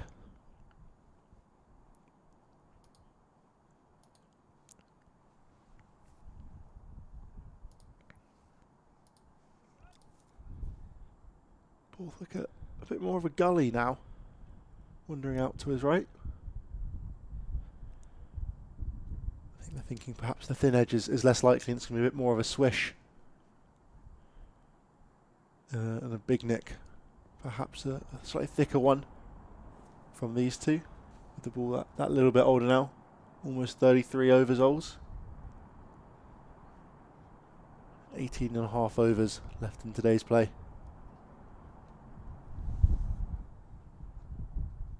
As Durham look to tie up and dry up the runs of Lancashire, who have scored freely early on. Run rate's dropping a little bit, 2.8 right now. Pulled away. All the way.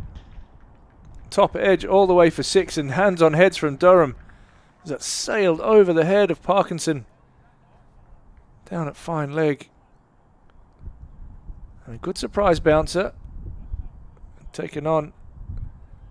And Bohannon trying to tell everybody that's come out of the middle of the bat.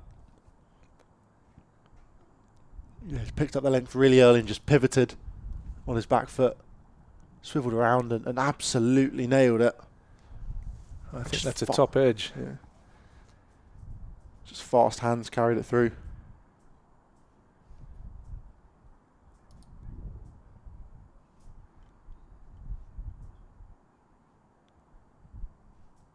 Into the 40s now, Josh Bohannon. Fell for 49 in the last innings. Batted nicely for it, but was caught behind off the bowling of Ben Rain. Just settles in behind that one.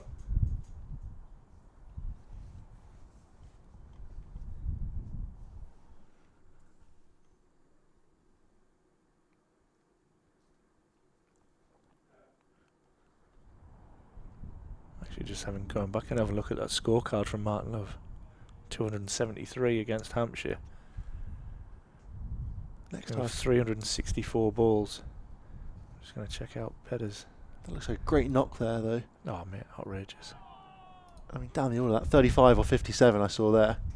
By, who's that, Ashley Thorpe? Yeah, he was rubbish. Absolutely dreadful. Don't look at him. 279 of 359, so yeah, good comparisons between the two knocks.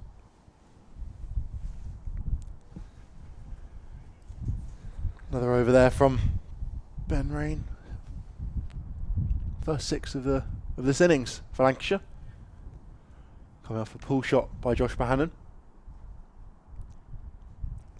He's partnering Matt Hurst, who's on 22 right now. Going along nicely. And the off spin of Ackerman will continue here from the Finkel end.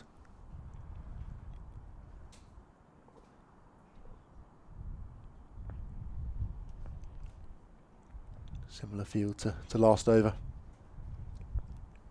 Couple catches around the back, couple sweepers. Full and driven. But we'll just pick out Shamar Holder on the boundary.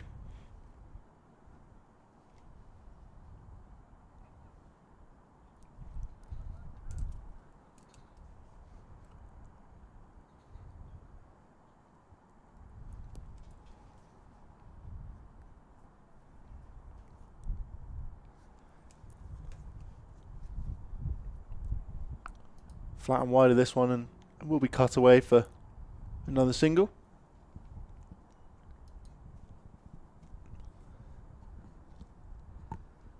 As the sun does get even low, I thought there was a possible outstretched arm from umpire Lloyd, but he's just covering his face as he looked into the sun.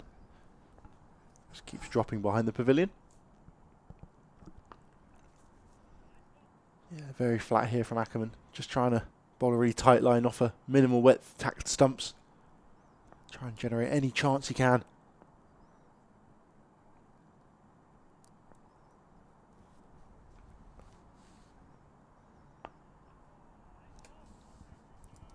Just dabbed back towards him from Matt Hurst.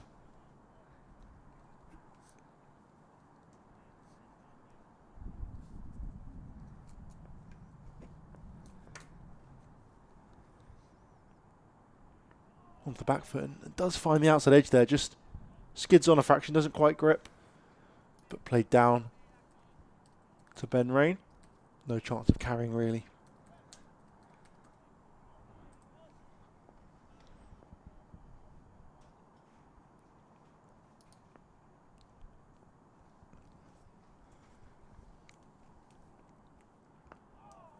It's good from Ackerman. Yeah, another good over. Rocketed through that one. Just 2 from. The other news that came out earlier today, Essex are being docked 12 points after it was found that Feroz Kushi's bat was too wide. Ah. That was a bit of a... Been waiting for that to come out. That was really early in the season, yeah, that. investigation on it since. And yeah, they'll be docked 12 points, and he's got a reprimand as well. What do you make of it? There's only fraction too wide, or do you think just rules and regulations, you've got to follow them? It's a funny one because we had Nick Maddinson got docked points for his bat was too. The edges were too thick, I believe, and it didn't pass through the back gauge. So Durham so kind of as a Durham fan, this is another one that we've been watching quite closely, waiting for those sanctions to come in. I think Durham were docked 10 points. I think at the time, I might be wrong. Was it Definitely was a deduction of points. Cushy's bat obviously a fraction wider. It might have been, it might have been a couple of mil more. Who knows? But yeah, have been waiting for that one from the start of the season. It's a tough one because you think with rules and regulations, you guess you have to comply because otherwise, where's the limit? But then also, it's very, very harsh. Yeah, you would expect hopefully your bat manufacturer to make it to the right spec, but then I guess it's down to you to maybe check that. I don't know. I bet wonder how many of the lads actually check to see if that's great fielding from Parkinson, preventing a second run. Good energy in the field. Wonder how many of the lads get a new stick and go, oh, that's nice. Well, that looks big. I'll check to see if it goes through the back gauge. I don't know. It's definitely a problem that I haven't had as the Lancashire 100 comes up in the 35th over. But yeah, I don't know. Maybe they'll have to appoint an extra member of staff or something like that to. All he does is wander be the around. back gauge checker. Yeah, who knows? Random spot checks. It's crazy, isn't it?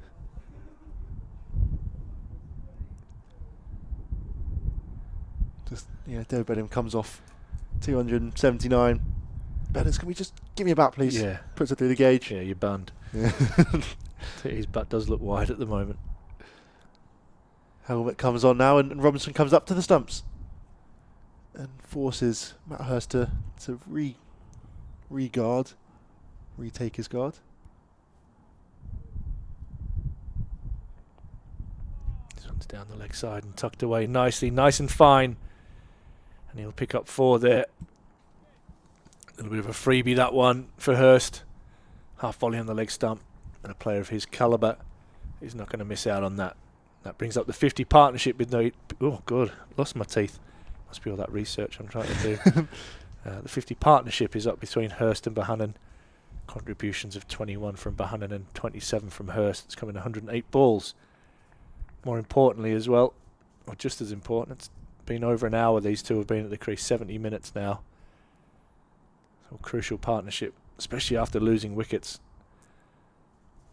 in consecutive overs after the tea break. This is a short one, it's pulled away and Holder will do the fielding. Yeah, well round from the West Indian there. He's a good athlete, isn't he, in the field? Yeah, seemingly got quite a lot of the ball so far. Fielded out on the boundary for a large part of it, and I guess when he's sweeping in there, just nudge singles to him.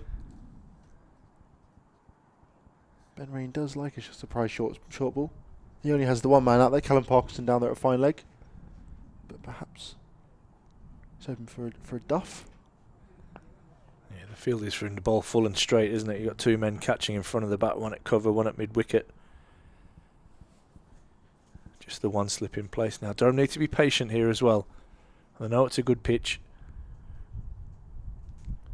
Yeah, George Belfell last innings caught at sort of a forward mid-wicket off the bowling of Matt Potts, just slammed one in short and dropped back and got on the pull shot early, but didn't get a hold of it and picked out Holder in a similar position where he is right now and just in front of square.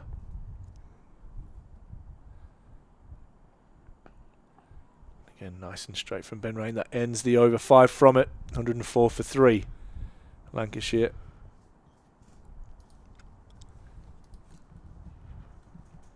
"16 overs remaining in the day's play. Got around an hour's cricket left. Couple ahead of the rate. They'll probably finish before scheduled close. Before the extra half an hour at least. Yeah.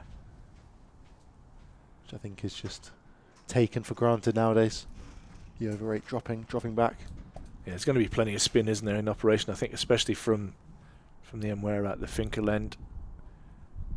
The media centre is into a pretty strong breeze now. The breeze has pretty much swung around and from the north. So the seamers will be operating with the wind from the Lumley end. The slower bowlers into the breeze from the Finkel end.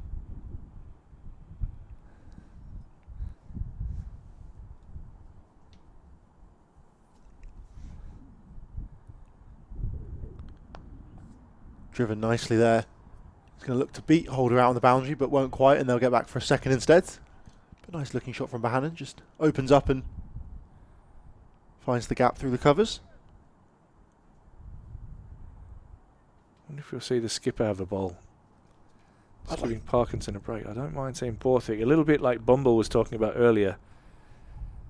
He's got a little bit of filth and an absolute jaffer in him, and I think he's quite hard to line up as a batter. It's almost what you need as well a little bit. Maybe not the filth, but the jaffer. Yeah, a little bit unpredictable, I guess, is what I'm trying to get at. Plus that leg spin Bumble was talking about with the old Kookaburra ball. It's not a huge amount in it for anyone, but that bit of extra zip off the pitch the leg spinner gets. Plus the two right-handers here will be turning the ball away from them. Bring the outside edge into play. Not sure how good his googly is, but there's always an option for that. And Luke Wells did well with his off spinner, his leg spinner, sorry. No ball from Ackerman. Tired legs after a long innings. Just overstepped. I wonder if that's for Potts, with his having his foot on the pitch. Oh, maybe. Just going to check. I'm going to rewind that a little bit. Go for it. No, it's not on the pitch. Must have been an overstep. Dot ball there for Ackerman. I'm not sure. I don't think that was overstepping there. Shame they've not got different signals for different types of no balls. He's gone straight onto the walkie-talkie there, I think, as well, to have a look. I wonder if he's told the scorers what the no ball was for. Good stop there from Emiliano Gay. Who's in there in mid-wicket.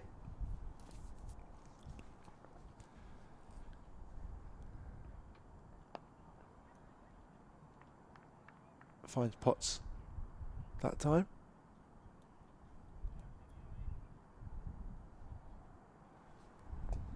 Borthwick doesn't seem to be warming up at all. Nah. I think it might be a while, perhaps. Parkinson first again. Left alone there this time to finish off the over. A little bit of turn on that one there from Ackerman. Nothing alarming though from a Lancashire point of view. Pretty bulk standard regulation turn.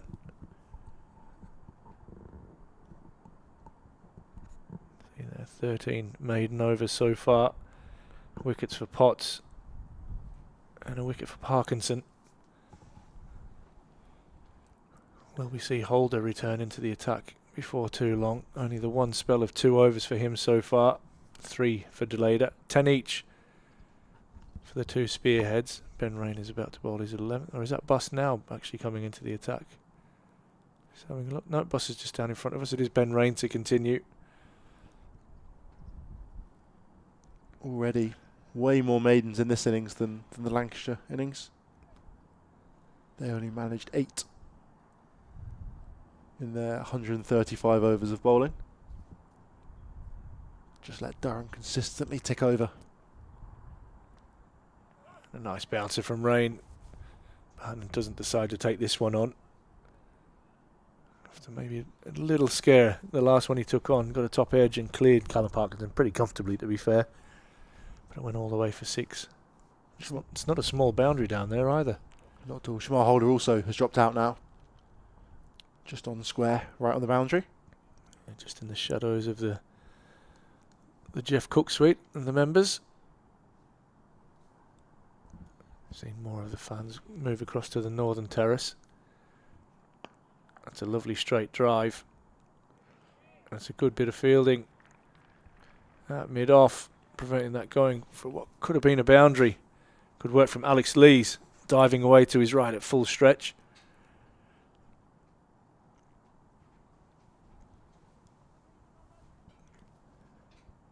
Just having an adjustment of the trousers there, Alex. Got a few questions in on the YouTube, which we can go through at the end of this over. Spot on. A lot of people wanting some wickets. I'm sure the Durham fans will be wanting wickets, and the Lancashire fans will be praying for especially 0 wickets, but for these two to bat out the day's play. A little bit of sorry slander as well. Oh, don't mind that. Tony says, talking about Bedders, if he moves from South Africa to England, he'll have to move to Surrey, to get in the England team. Yeah, it has been known to happen. Scarily enough, there was talk about it a few years ago that Bellingham might have gone down there, but it's lovely from Hurst. It's helped around the corner. He'll pick up another single. Yeah, there was talk about Surrey being interested in David Bellingham, but I'm pleased he stayed exactly where he is, and I hope he does for a long time to come. In fact, I'm going to hold him to it when I speak to him after the play today. It'd be interesting to see. Ryan Campbell reckons he's a tight man, and he's just got a career best, which means he has to get the round in for the lads. So he'll be dreading getting to the bar. What he needs to do is go to Lidl and buy a crate from there. Yeah, it's definitely the easier option. Just comes in with a load of little 100 stubbies. mil ones, yeah. I know a few would probably give that a crack, to be fair.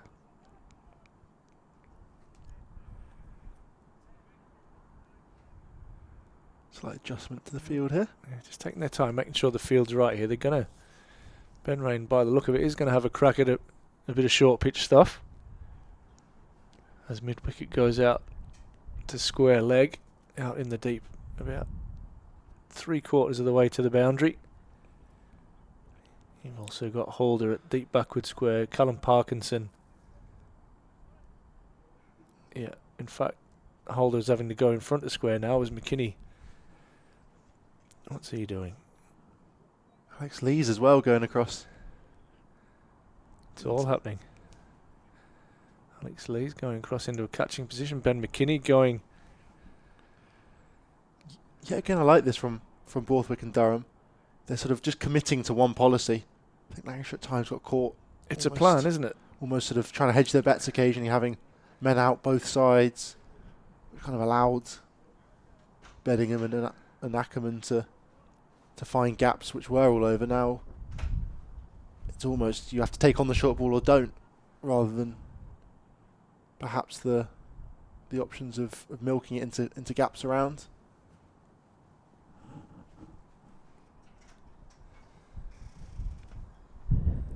Yeah, there comes the short ball.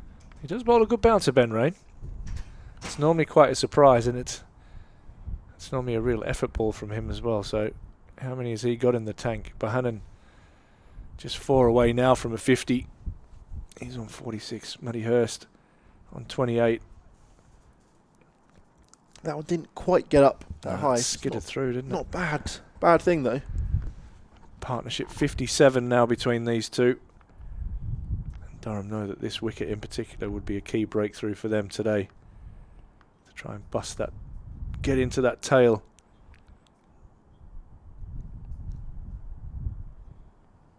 Oh, wow. That is a slower ball, and it is a no ball. Slow ball bouncer attempted there. Ben Rain has a quizzical look to David Lloyd at square leg, but there was zero doubt. I think Michael Goff even called that before young Bumble gave him a signal. It was that obvious. Is he going to come around the wicket? Looks like he's thinking about it.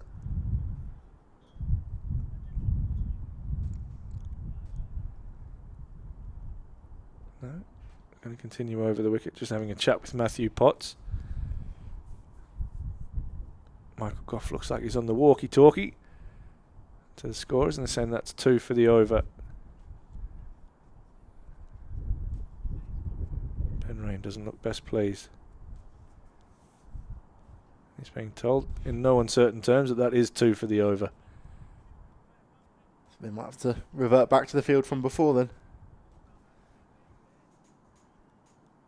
He's going to come around the wicket. Perhaps we'll look very full with it then. Getting very funky with this field, Scott Borthwick. There's men moving. We can get a wider shot there after this ball, maybe. In fact, it's the end of the over. Oh, it is fended off. And it was a good short ball, that from Ben Rain. I like that a lot. I think perhaps the thought from Bohannon, knowing that it couldn't be a short ball, that the back of a length actually was the right option there. Yeah. It was good. It was the right height, wasn't it? And then we saw a lot of that from Neil Wagner, getting up into that armpit area. It's a speciality. Making it awkward. There's a lot of chat going on out here. Players from Durham talking to each other. I think we're going to see a change from this end. Buster Lader looks like he's going to come into the attack and have a crack into the wind from the Finkel end. Callum Parkinson and Scott Porter in deep conversation. One of the questions then that I teased before this over started, what are your thoughts on Durham's chances in Division 1 next year? Oh, they're winning it. The whole thing? Nah, I mean, hey, let's be honest. It's been a big step for them coming up this year. And I think it just depends what bowling attack Durham have out. I think their batting lineup stacks up against anyone in the county championship. But I think that the depth of our bowling does get tested when we lose Matthew Potts to international duty. We've lost Bryden Cast for 3 months of the season as well. For some indiscretions that weren't cricket related. And then he's come back and we've immediately lost him into international cricket, which might happen more and more again in the future. So I think making sure that our bowling stocks are healthy. We've got Sam Connors in as a recruit there to add a bit of depth to that. We've had no luck with our overseas bowlers. We had Scott Boland, who we were all really excited to see, didn't last the game. Neil Wagner didn't last the game when it came to 4-day cricket either. So there's a few things to think about from that point of view, but I'm sure Marcus and Ryan Campbell have that all under control. And that is a glorious, glorious cover drive. Bastelader is met with by Bohannon, and that brings up his 50. Beautiful shot from the little right-hander. Brings up his 50 from 121 balls with his 6th 4. And also that 1-6 hooked off Ben Rain. Glorious way to bring up a milestone. Yeah, gorgeous shot there. Just glides through the covers. Just simple, really, more than anything else. Fraction full. And he got onto it in a flash and smoked it for 4 runs. The other question we had during that time as well, what do you think the team for Surrey next week will be? Will they add a spinner? I don't think it'll be dissimilar to what we've got here. I don't know whether Gay comes into the equation at all. Tim Bostock threw a spanner in the works with that one yesterday, and we've seen him out in the field today, sub-fielding. Daniel Hogg, I think, might come into consideration for that one with his height and his bounce. Yeah, I don't think it'll be dissimilar to this side that we have out today. It'll probably be, yeah, I'd be looking to bring Hogg in, maybe at the expense of Holder. Not been used a huge amount as Holder so far. No, just the 2 overs in this second innings. Tucked off his hip for a dot ball there.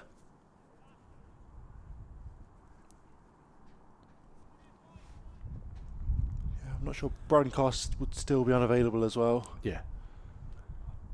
If he was around, do you think he might come back into the side? Oh, 100%. 100%. In replace of Baz? Yeah, potentially.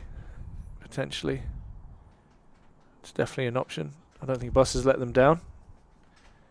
But if you look at the dynamics of Bryden Cast, able to bowl 90 miles an hour and capable of scoring centuries, is definitely somebody that you want to include in your side. Yeah, I've actually been impressed with Baz. He started off perhaps a fraction wayward when he first came into the attack on day one, but sort of settled in really, really nicely and found his rhythm, and similarly this innings as well has bowled nicely. And he offers you a little bit with the bat as well, coming in at number 7 or 8. He's got energy in the field as well.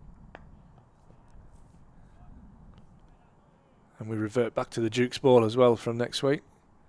I don't think I've ever talked about the brands of cricket balls so much when we've had these Kookaburra rounds. I mean, we've even got them on camera, on display there next to my laptop.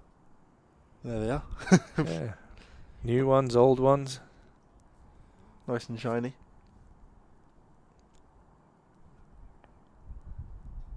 I might see if I can keep getting them to bring cricket balls in. I'll nick them for the academy. Short ball here from the leader and pulled away nicely. It's going to beat the man out on the boundary. It does. A lovely shot there from Matt Hurst. Just swivels and pivots again. Lovely shot. Moves into the 30s now. 32 or 57. It's got to be higher, hasn't it? That short ball. I think we saw the blueprint of that from Ben Rain in the last over, getting right up into the armpit. We're going to see Matthew Potts return from the Lumley end. Ben Rain unable to get a breakthrough in his spell. If you want somebody to give you effort and to bowl short balls, then I don't think you can look past Matthew Potts in this team. Still 13 overs remaining today. Yeah, Potts has been great. 5 wickets in the match he's picked up. Similar to Rain, whose 5 came in the first innings.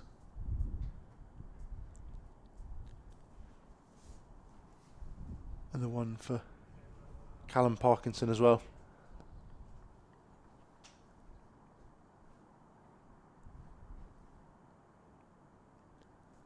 As the lead, the only other one to pick up a wicket. Got his in the first innings. I think Parkinson's has probably been my favourite so far. Yeah, it was an interesting shot from Luke Wells, that is for sure. Went for a second reverse of the over and got 2 from his first one and just missed that one and it clipped leg stump and he was on his way back to the pavilion. Here's Potts hitting the pitch hard first ball and just throwing the head back as normally the first ball of a spell just gets a little bit of pain and a little bit of anger out of the body. Bowling his 11th of the second innings. Following how many bowled in the first innings? Let's have a look.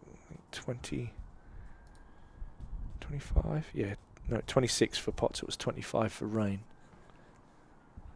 That was a good set from those two. The 2 strike bowlers for Durham. Right on the money with ball number 2 as well from Matthew Potts, as you would expect for somebody of his calibre. Getting back in the England side this summer. Looking forward to an October tour to Pakistan, along with his Durham teammate Bryden Carse, who will be joining up with the Test squad for the first time.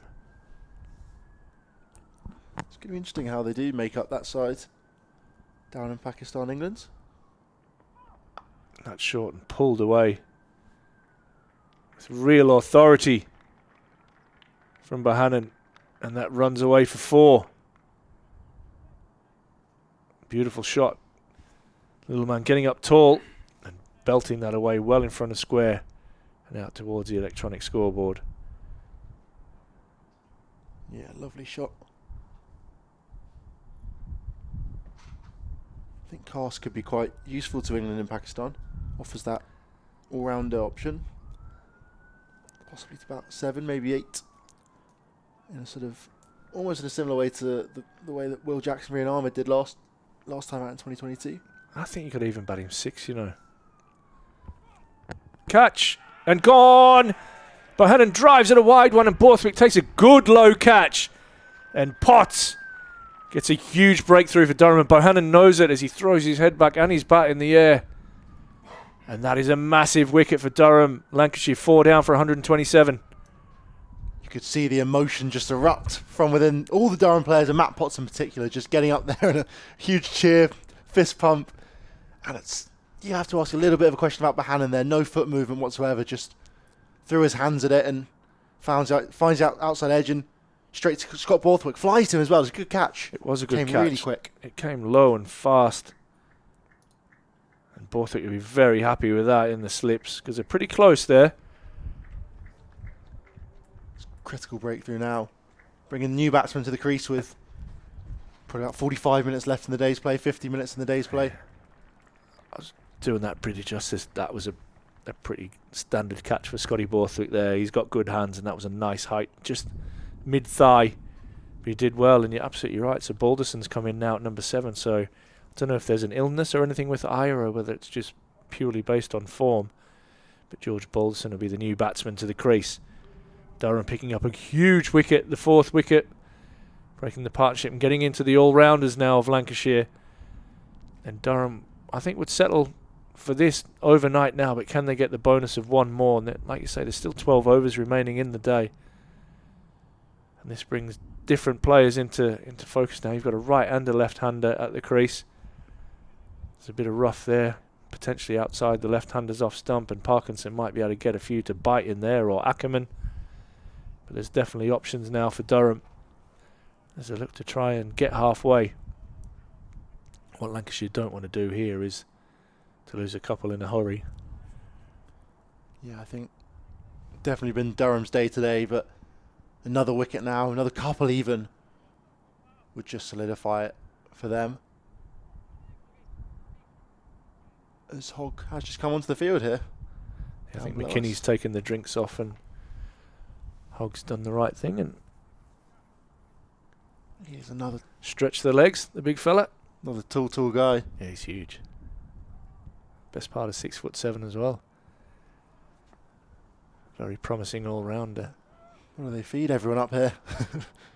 Got him, McKinney, 6'7" as well. I should see the size of his brother. He's a little bit shorter, but he's about twice as wide. Paddy. Oh, Potts right on the money with good pace. Hands in the air.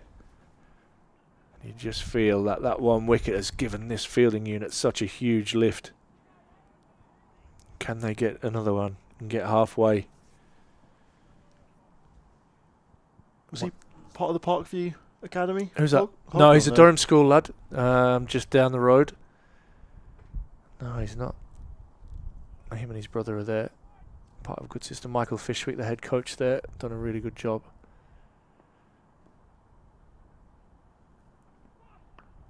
It's nicely played from Balderson. He defends away into the offside. Ends a successful over from Potts. The huge wicket. Gets a nice round of applause from the crowd that's still in. I'll tell you what, you're a brave man or woman if you're in the crowd over in the shade there towards the members' side, because it's nippy out there. We've got a few have migrated across into the sun, across on the North Terrace and around in the County Durham stand. Northamptonshire have just claimed victory in Division 2. A tight game that looked like between them. Them and Derbyshire. Won by 133. Derbyshire needed about 260 odds, 265 to win. But we're all out for 132 in the end. There's also stumps down in Canterbury for Kent against Hampshire.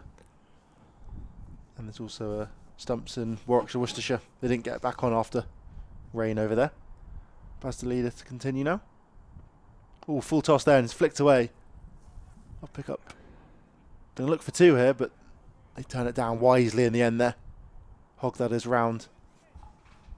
Instantly into the action now. A few more wickets down in Taunton for the Somerset-Surrey game. How are we looking there? Recent wicket, Jack Leach just fell. They're 153 for 9. 4 wickets for Shakib Al Hassan, showing his quality. Why they've brought him in for this one game. Spinning all rounder he is. So they signed him just for one game? One game, yeah. Wow. To replace Sai Sudarshan. I think just because they wanted that extra spin option. Dropped into the leg side there. Because I think they obviously knew that it was going to be very spin friendly down there. And obviously missing Will Jacks and Dan Lawrence. Could be an interesting chase, that. It's going to be a tough one, I reckon. It's low, but it's been challenging. 149.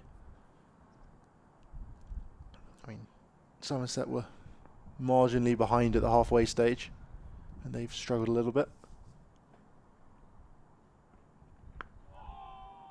Nicely defended there. You can hear the good oohs and ahs from the circus behind. I think Scott Borthwick's very happy with the way Baz Dalid has been bowling. And even happier with the wicket in the last over from Matt Potts. 3 he's now taken in this innings, alongside his 3 maidens. and 33 runs at an economy of 3. 3. Beautiful.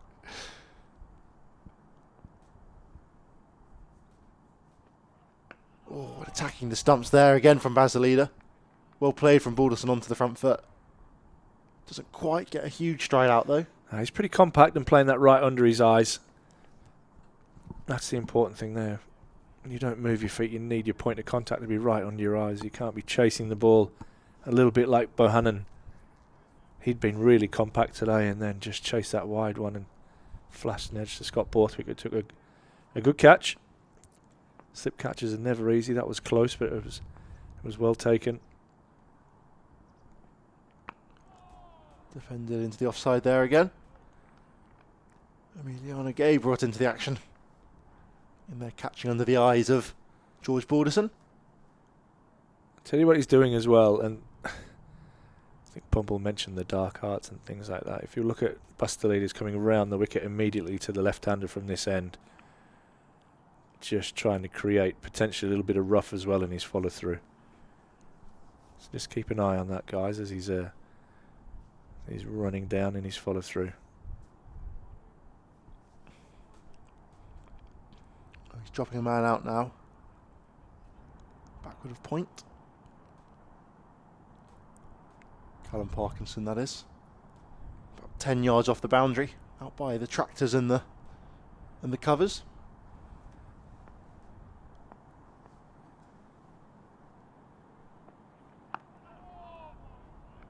He's going straight down the edge of the wicket there. This Baz the leader. Very clever from the Dutchman. Very clever indeed. Brings you over to an end there. And another good over. 5 overs he's bowled. Just the one maiden, 15 runs from it. He's bowled very, very tight.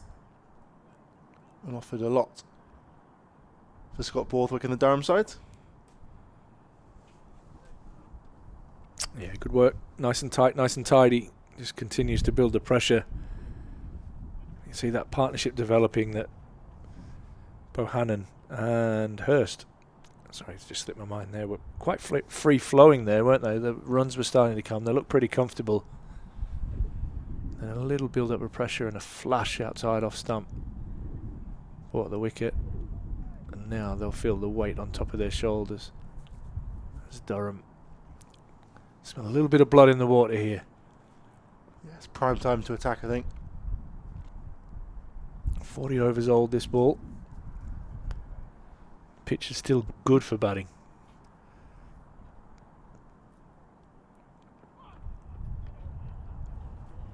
There's just a bit of shape starting to come to the ball. That one does shape away a little bit. I'm not sure if that's off the seam or in the air after it passed Hurst. I can't imagine it's going to be reversing after a lot of rain we've had in the previous few days. Quite a lush outfield here. Yeah, it is. Even the square's got good covering, hasn't it? Yeah, I guess the end of the season they're letting it recover more than anything.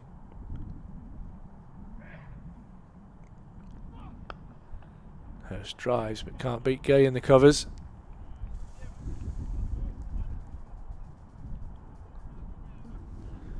Little athletic roll there to pick it up nicely. The low knee, I guess you'd call him.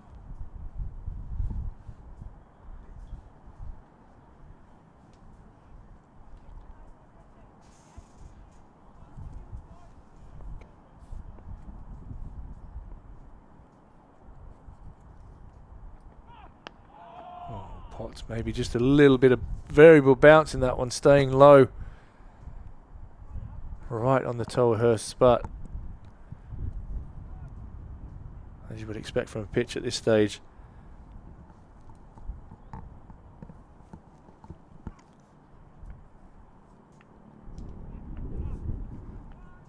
Yeah, got to be attacking the stumps here, I think, Potts, and he's done it well so far.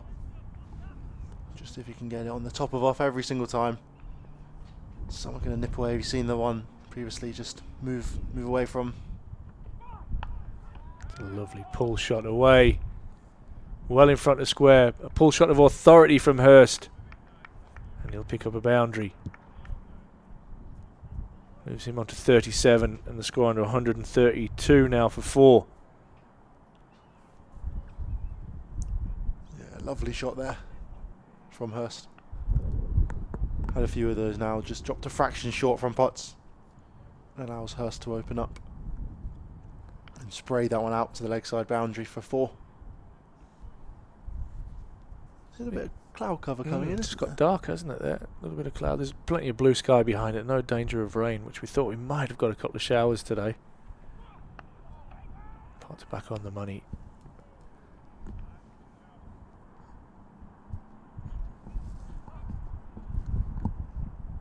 Durham seemingly getting the best of the weather in this game. Had lovely bowling conditions on the first day and made great use of them.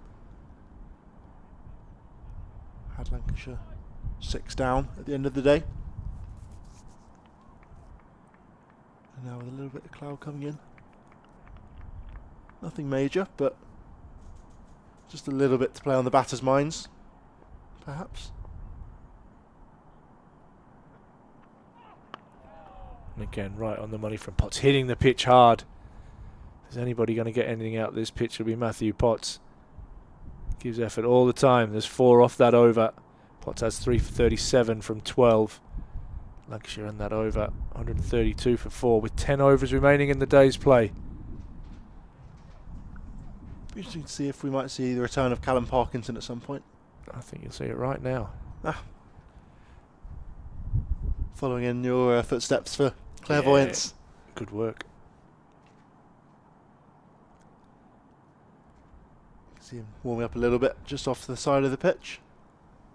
Could be one right-hander, one left-hander. Make use. I think there's a little bit of rough outside. George Balderson's off stump. He'll probably try and target. Might be a fraction full. You can just about see it there on the screen.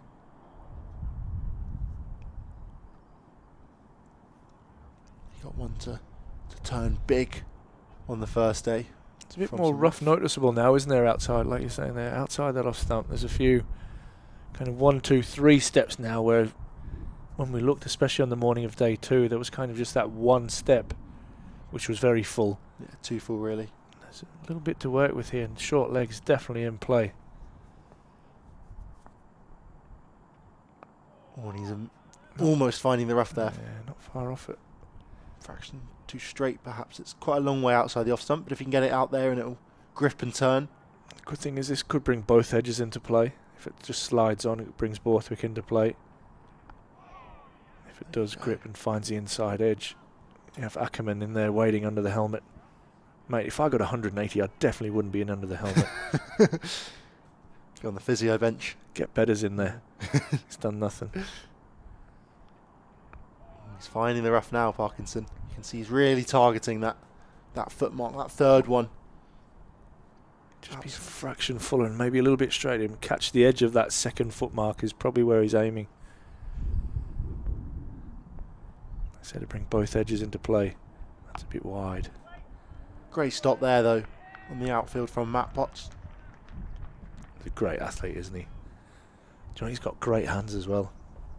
Could comfortably fit in many slip cordons. It's always the challenge as a bowler, though, because then whenever you're bowling, you're not going to take your own catches. All too full from Parkinson there, and that's put away to the boundary. Brilliant shot there from Balderson. Too full from Parkinson, but Balderson makes no mistake and punishes that one all the way to the rope. And that is just searching for that rush, searching for the right pace, trying to get the bite out of this pitch. And he'll feel a little bit under pressure because he'll realise the expectation is on him to try and bowl Lancashire out here last. What he does have, though, is great allies in Potts and Rain, Delader, and he has Holder as well, so he doesn't have to do it all on his own. That's the one there. It's probably just in between the foot marks. Not bad over to start his return to the attack, Parkinson. Just 4 from it. That one he over-pitched. Full toss to Balderson, but otherwise very, very tight, as you'd hope from your finger spinner.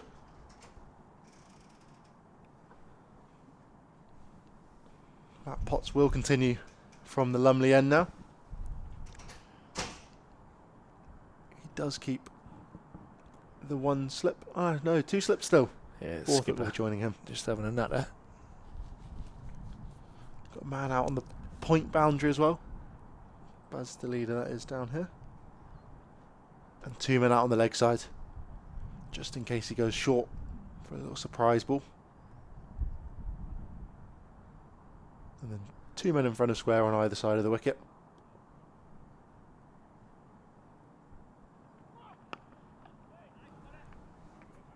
A little pirouette and attempt to throw the ball back. But no doubt that was all in the mind.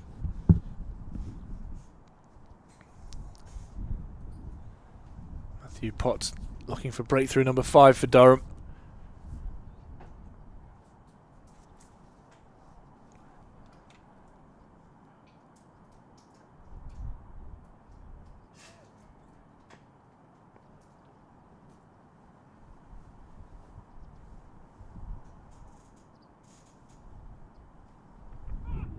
Potts in again and defended away by Hurst out into the offside.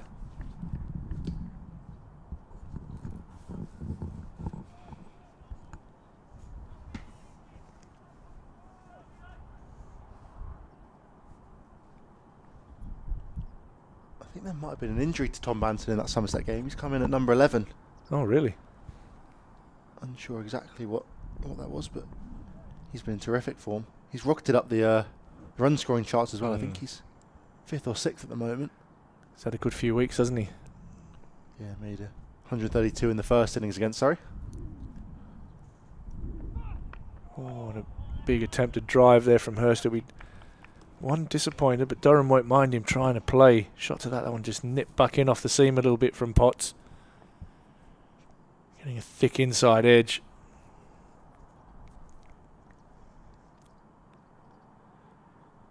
Yeah, he's challenged both edges so far as Matt Potts today. Beat the outside edge a couple of times.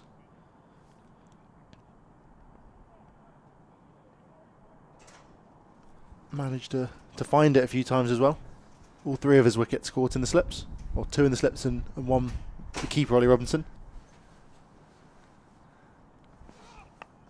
Oh, what's happened here? A little inside edge down into the ground, maybe off the toe of the bat. Was off the toe of the bat.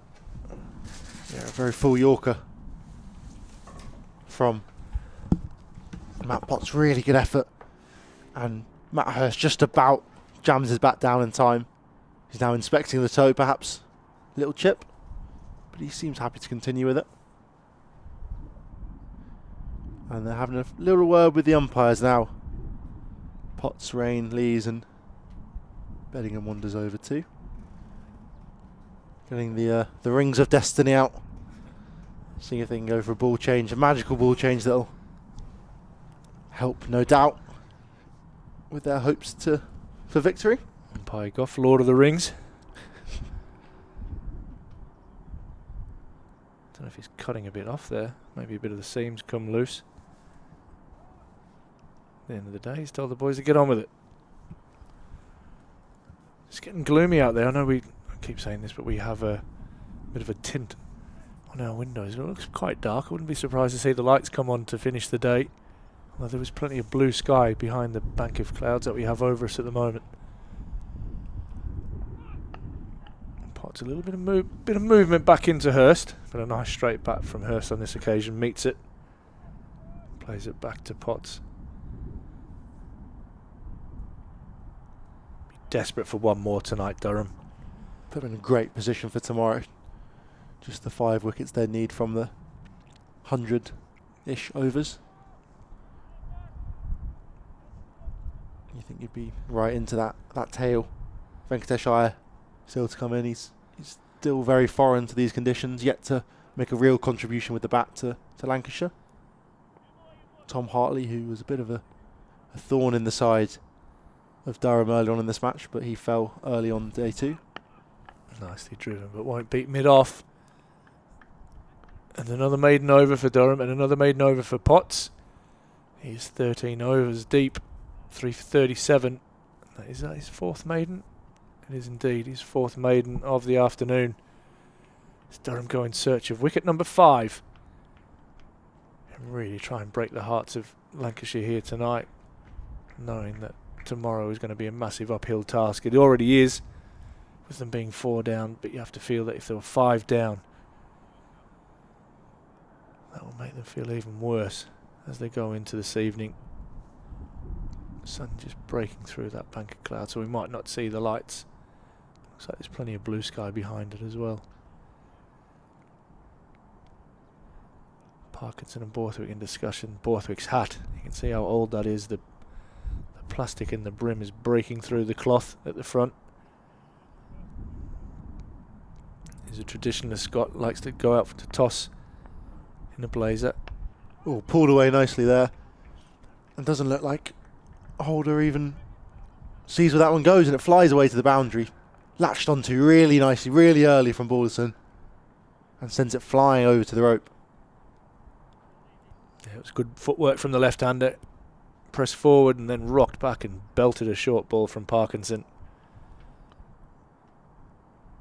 And again, good from Lancashire, intent on scoring rather than just surviving. Still trailed by 209. Sorry, it'd be 205 now.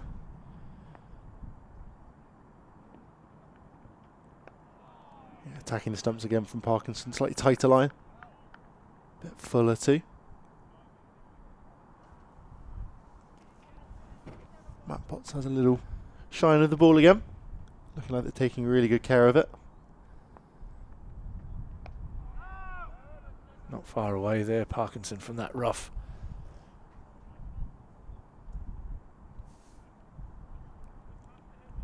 I think over the next day as well, the rough is just going to increase in size and offer Parkinson and maybe Borthwick a bit more.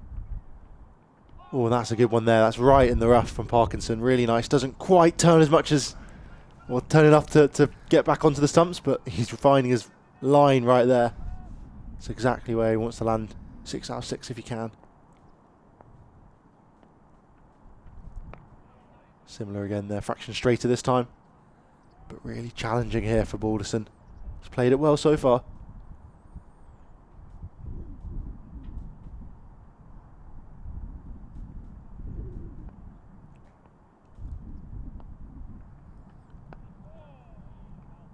And a dot ball there to finish off Parkinson's over. 4 off the first, and then 5 dots follow. And yet again another good over by the left arm spinner. There's the Lancashire hierarchy just walking a lap there. A couple of the medical guys. Done a few laps today, the boys.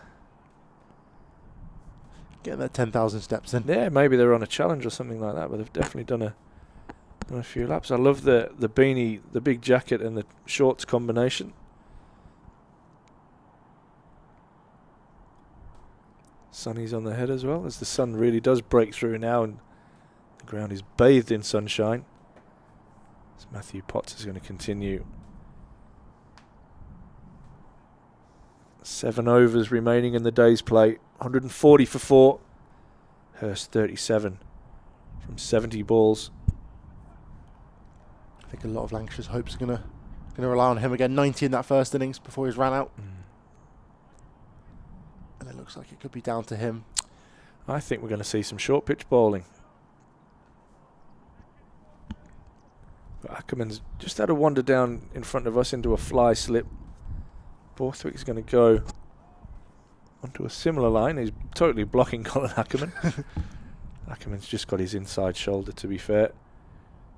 Alex Lees is hopping and skipping away to square leg. If we can just get a pan of the leg side field. There's 3 men out in the deep. A fine leg, a deep backward square. Ben McKinney, it looks like, out in the deep, out in front of the electronic scoreboard.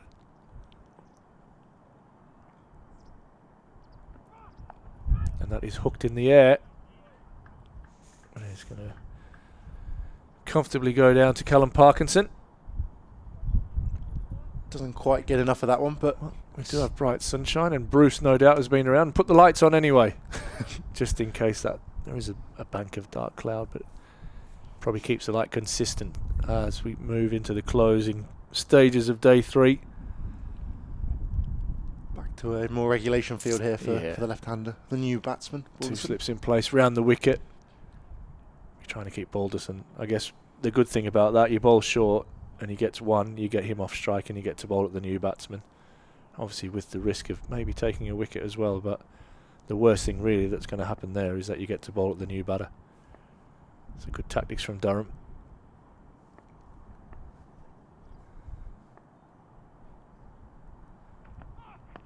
Pots in and right on the money, and Balderson solid in defence. Yeah, attacking the stumps again. This Matt Potts be creating a few foot marks as well for the right-handers with him coming round the wicket. Not quite as visible yet. Yeah, not on that side, is it?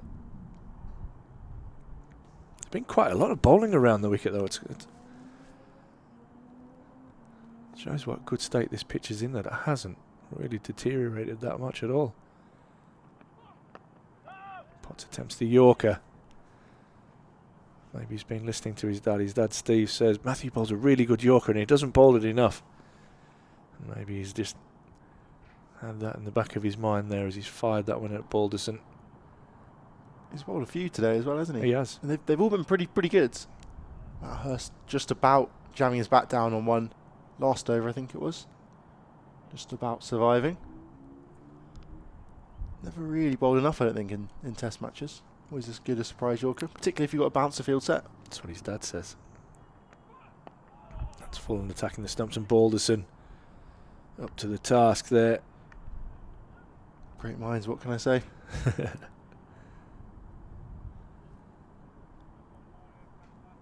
He looks a good all-rounder, George Balderson. I think Bumble's probably right that his batting will overtake his bowling.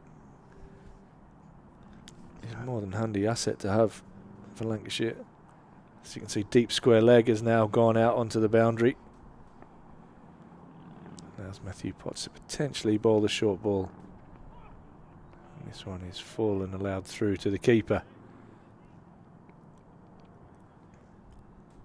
Yeah, I think with Balderson, it's almost the fact that his bowling has been so good this year that they're almost shuffling him down the order so he's not doing everything and he's allowed a little bit of time to rest between innings. If he's batting at 4 where he had done previously when he was first coming into the sides. Is he their leading wicket taker for the season? Yeah, He one is, ahead isn't of Nathan Lyon. 28, I think he's taken. 28, yes. Lyon's taken 26. he? How many games did Lyon play? 8. Okay. And Balderson's, this is his 12th. Oh, and Potts searching for the leg stump. It's full and it goes down. And Robinson tumbles away and takes that nicely. Ends the over. 6 overs remaining in the day. That's the number that Lancashire will be looking at right now. They won't be bothered about runs. They'll just be bothered about surviving this last 6 overs. And Durham will be desperate to break this partnership. Now it's just starting to build nicely for this pair. Lancashire 141 for 4, trailed by 204. Hurst on 38 and Balderson on 8. Yeah, they're just going to have to keep surviving here. I think they can't, they've got to be careful not to just try and survive and keep being proactive. Is there a few dots of rain coming down on the screen in front of us now? There's a dark cloud, isn't there, just away to our left? Yeah, it looks like a very light rain, so I'm sure they'll try and stay out if they can. Tell you what the wind looks like. It's just dropped for the first time a little bit. Nothing major though. No. Big dark cloud, but the umpires seem unmoved at the moment. A few glances to each other as Parkinson enters. Round the wicket now. Flicked into the leg sides. Basilida will fly round to recover that one. That's good fielding that from Delada. He's been great so far today. Be wanting to keep Balderson on strike there. I'm sure they'll be happy that if Hurst does 1 ball and over. Yeah, attack now with the rough outside. Here's off slump. Parkinson look to rip one in. Try and cut Balderson in half. But resolute there. Big stride forward from Balderson.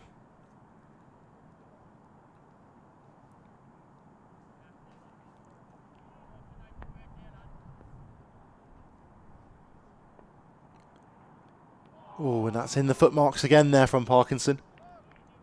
Doesn't quite do enough and Balderson leaves it alone. good leave, that one, but it's going to start to grip and rip and turn from those footmarks now, and Parkinson is starting to find them, settling into a rhythm. Well, that's the one. It's shot, and they're up. It's the big appeal, but nothing from Lloyd, umpire Lloyd. It's off the pad. Don't know if there was two noises. It was definitely flicked the front pad, and he was outside the line. I think Scott Borthwick even asking Balderson, "Did you hit that?"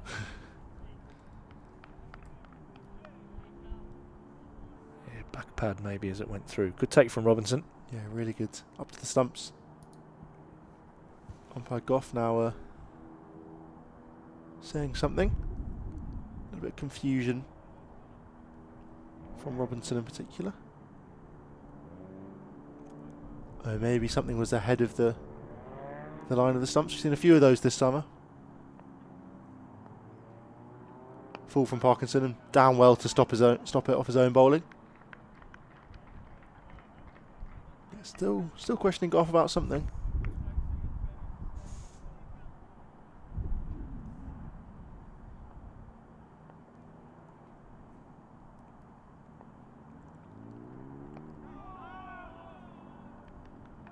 Finds the outside edge there, just slides on a fraction.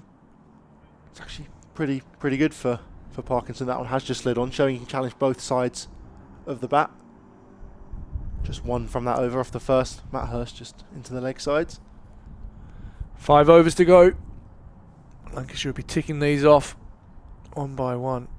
I wonder if they've even got a night watchman in place for Raya, or even if he's ill. Maybe I don't know. He's down on the scorecard to bat lower than these guys. But I wonder if, because they obviously had Rocky Flintoff in there for the last couple matches, whether it was almost one of those where I put his hand up and said, "Oh, I fancy giving it a go," once they decided Flintoff wasn't going to play, or and then maybe they agreed to split it even before the match with Bell, who does prefer to bat higher up the order as well. can see Holder into the attack. Shimmer Holder. This is where, as an overseas pro, he's going to earn the big bucks. Final few overs now. I'll probably have 3 overs before the close of play to try and get a critical breakthrough and put Durham in an even more commanding position than they already are. 142 for 5, Lancashire currently sit. It's quite gloomy out there, and it looks like Durham are going to go short ball. I think it's a good move, particularly with Matt Hurst on strike. As you said last over, if they allow a single, then they get 5 balls at the new batter, Balderson. Hurst on strike, 39 not out.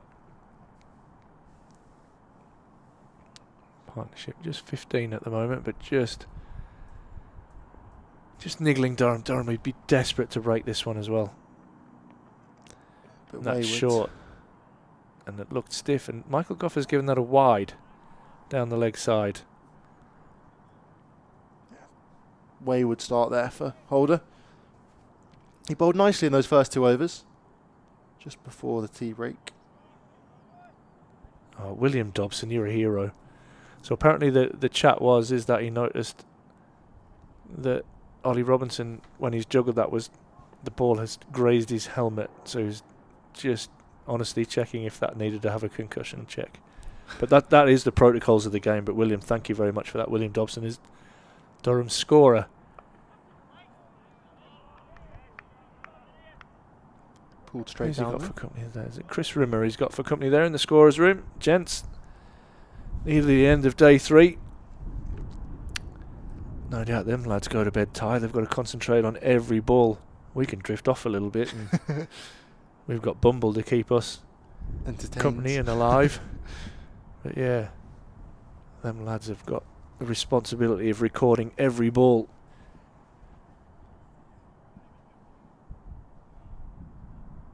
Various computers, and making sure that both scoreboards are in operation, and communicating with umpires around everything and anything.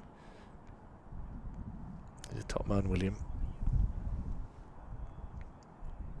Small little change there from Holder to his field. He's got a leg gully and a sort of shortish square leg, plus 3 men out on the boundary for the hook as well.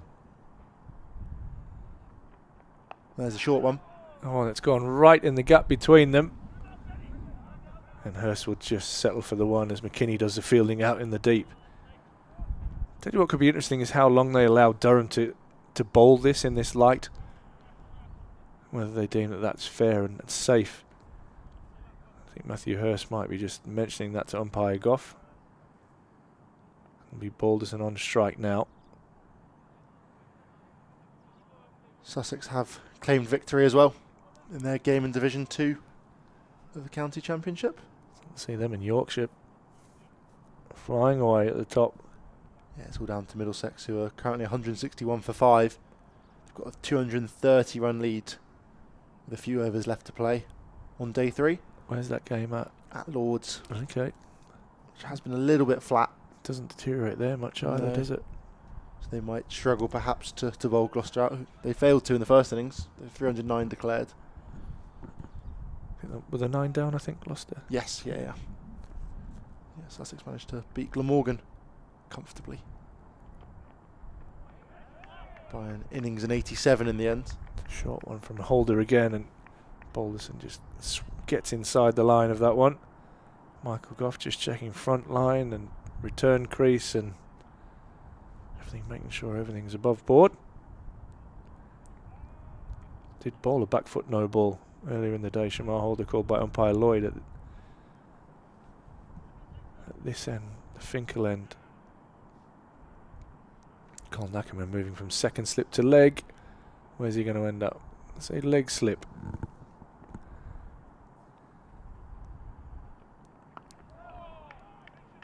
That's nicely played by Balderson.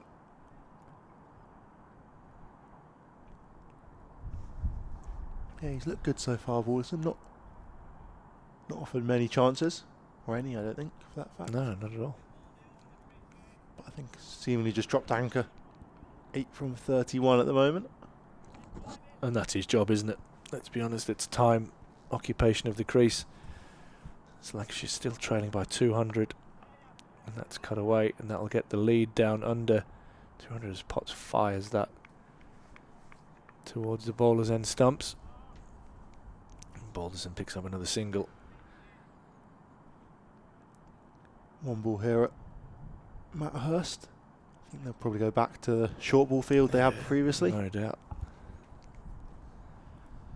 199 now. Lancashire trail by 25 overs. So 25 overs. I'm pleased it's not 25 overs. There's 25 balls remaining in the day's play. We'll definitely need the lights if we're here for another 25 overs. And a pillow for me past my bedtime.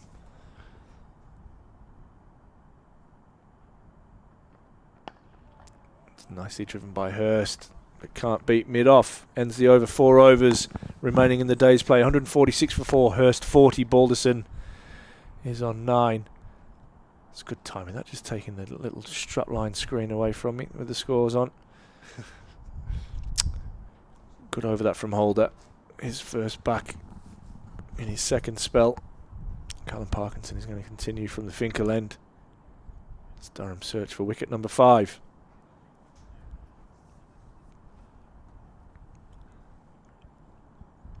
Similar field to previously for Parkinson. He's going to continue targeting those footmarks. Even just in the few overs, they've gotten a little bit darker. A few more scratches around. And it will be that third footmark, second footmark that Parkinson's going to target here. And he's getting it right up there, straight away.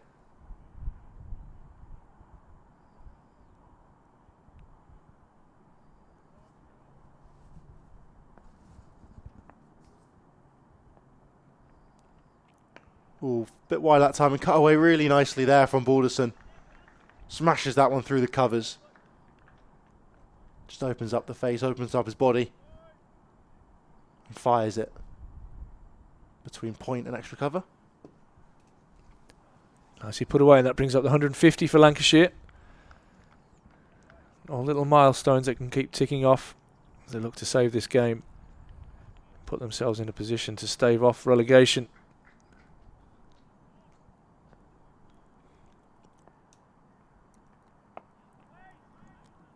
Slight off the toe of the bat there. Dribbled out to Baz the leader at backward point. Fraction full again from Parkinson.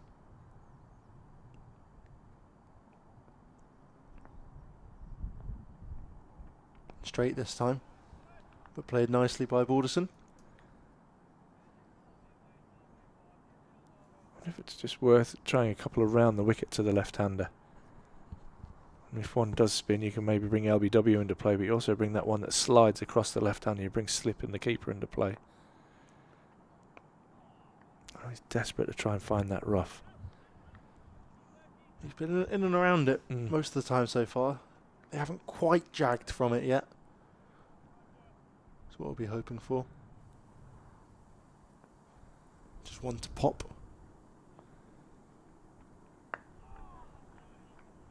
And there's another one just played into the offside. It's frustrated Parkinson. Not happy with himself. He's desperate to make a contribution and try and get into the wickets here. He's already picked up the wicket of Wells earlier on. He's desperate to help Durham towards victory against his home county. Never played for Lancashire, but him and brother Matt from Bolton. Been a good performer for Leicestershire over the years in his first season here at Durham. Matt played here a little bit on loan last year, didn't he? He did, yeah, he did well. Took some wickets. Leg spinner. Holder's going to continue. That one is wide outside the off stump.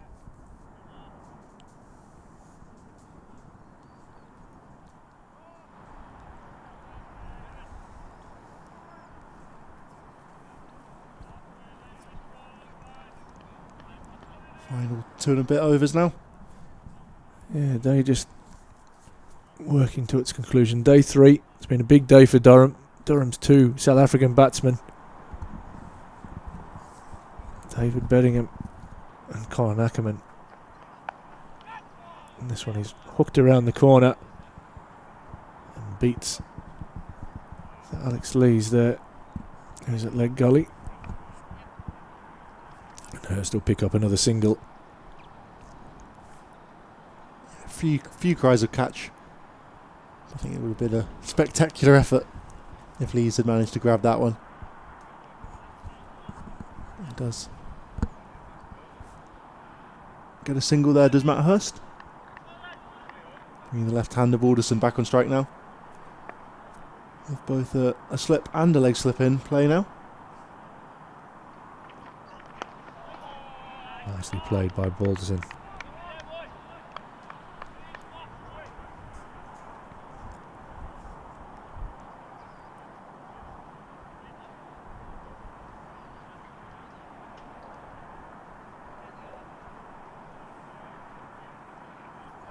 Alex Lee's in a gully position as well, sort of not quite in catching, but not far off. Balderson drives. Can't beat McKinney at backward point.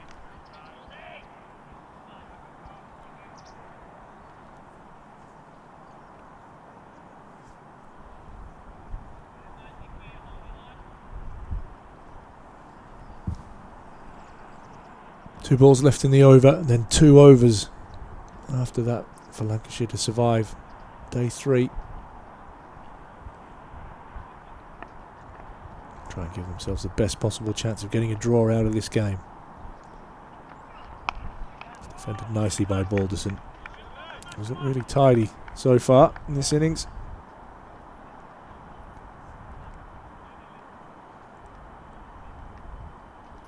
He's partnered Matt Hurst very well.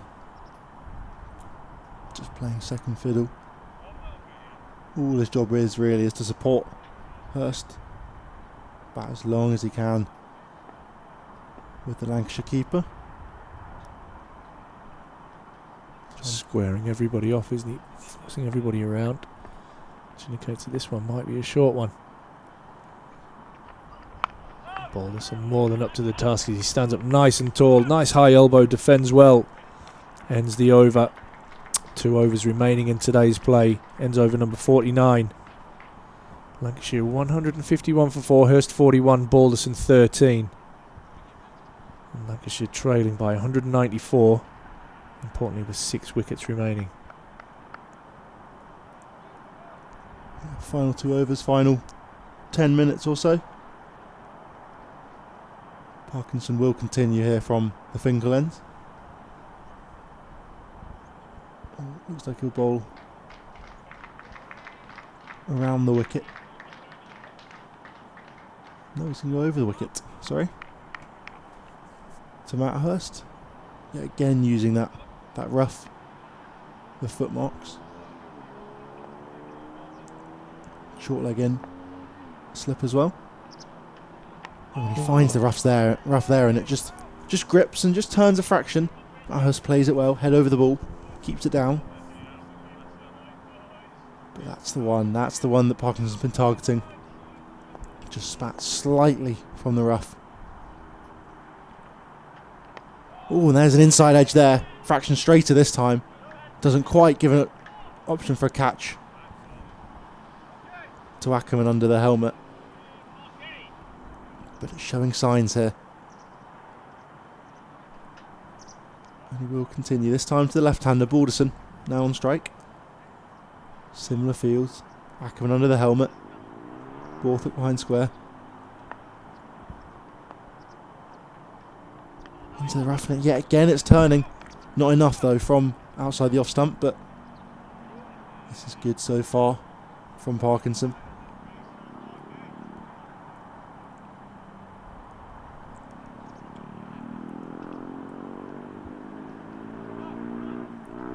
Bit of a change in the field here.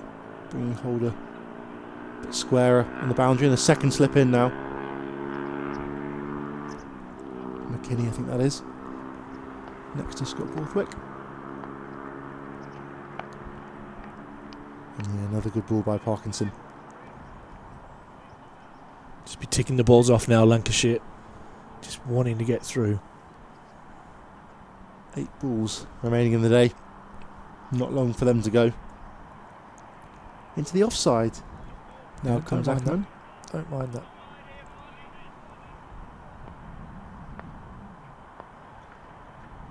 Oh, and there's an inside edge again. It's going to run away down to a vacant square leg area, and they're just going to get the single. Skipper Borthwick gets around in time. Wouldn't have been a catch anyway. Too low really for what would have been a short leg to have any opportunity. Callum Parkinson will bowl his final ball of day 3 to the right hander, coming over the wicket.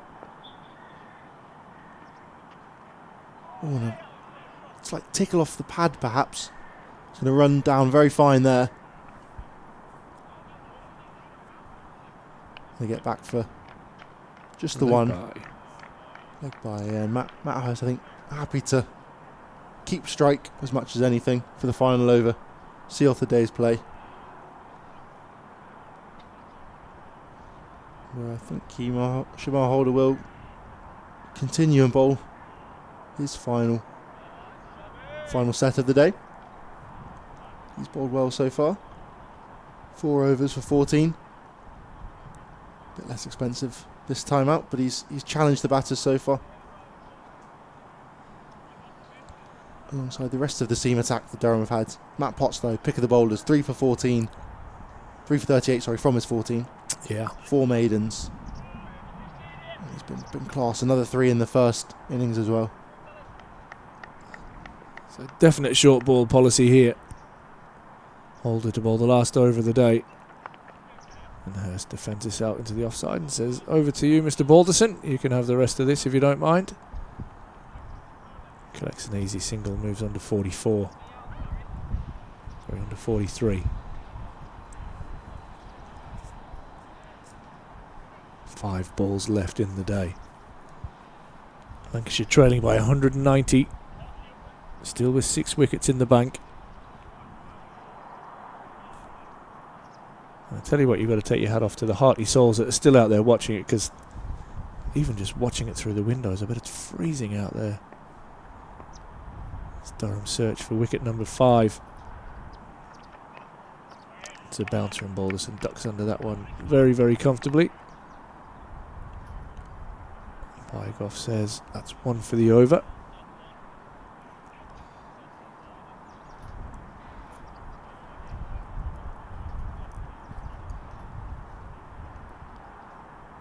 Field set a little bit for the short ball, but still with a couple slips in there, in case he fends one off perhaps.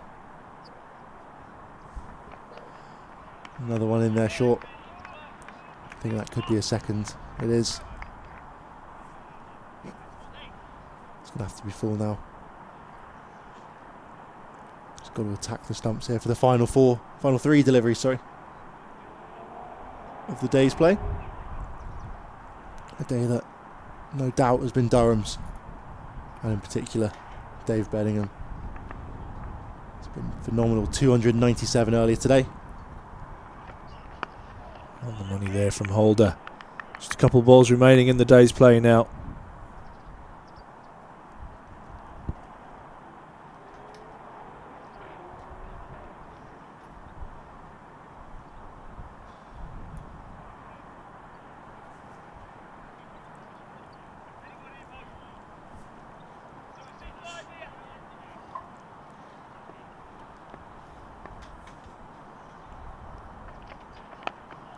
Goes full this time, Holder, and Balderson more than up to the task.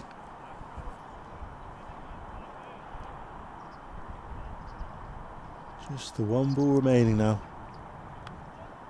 What have you got, Shamar Holder? Can you get a key breakthrough? Lift Durham spirits even more.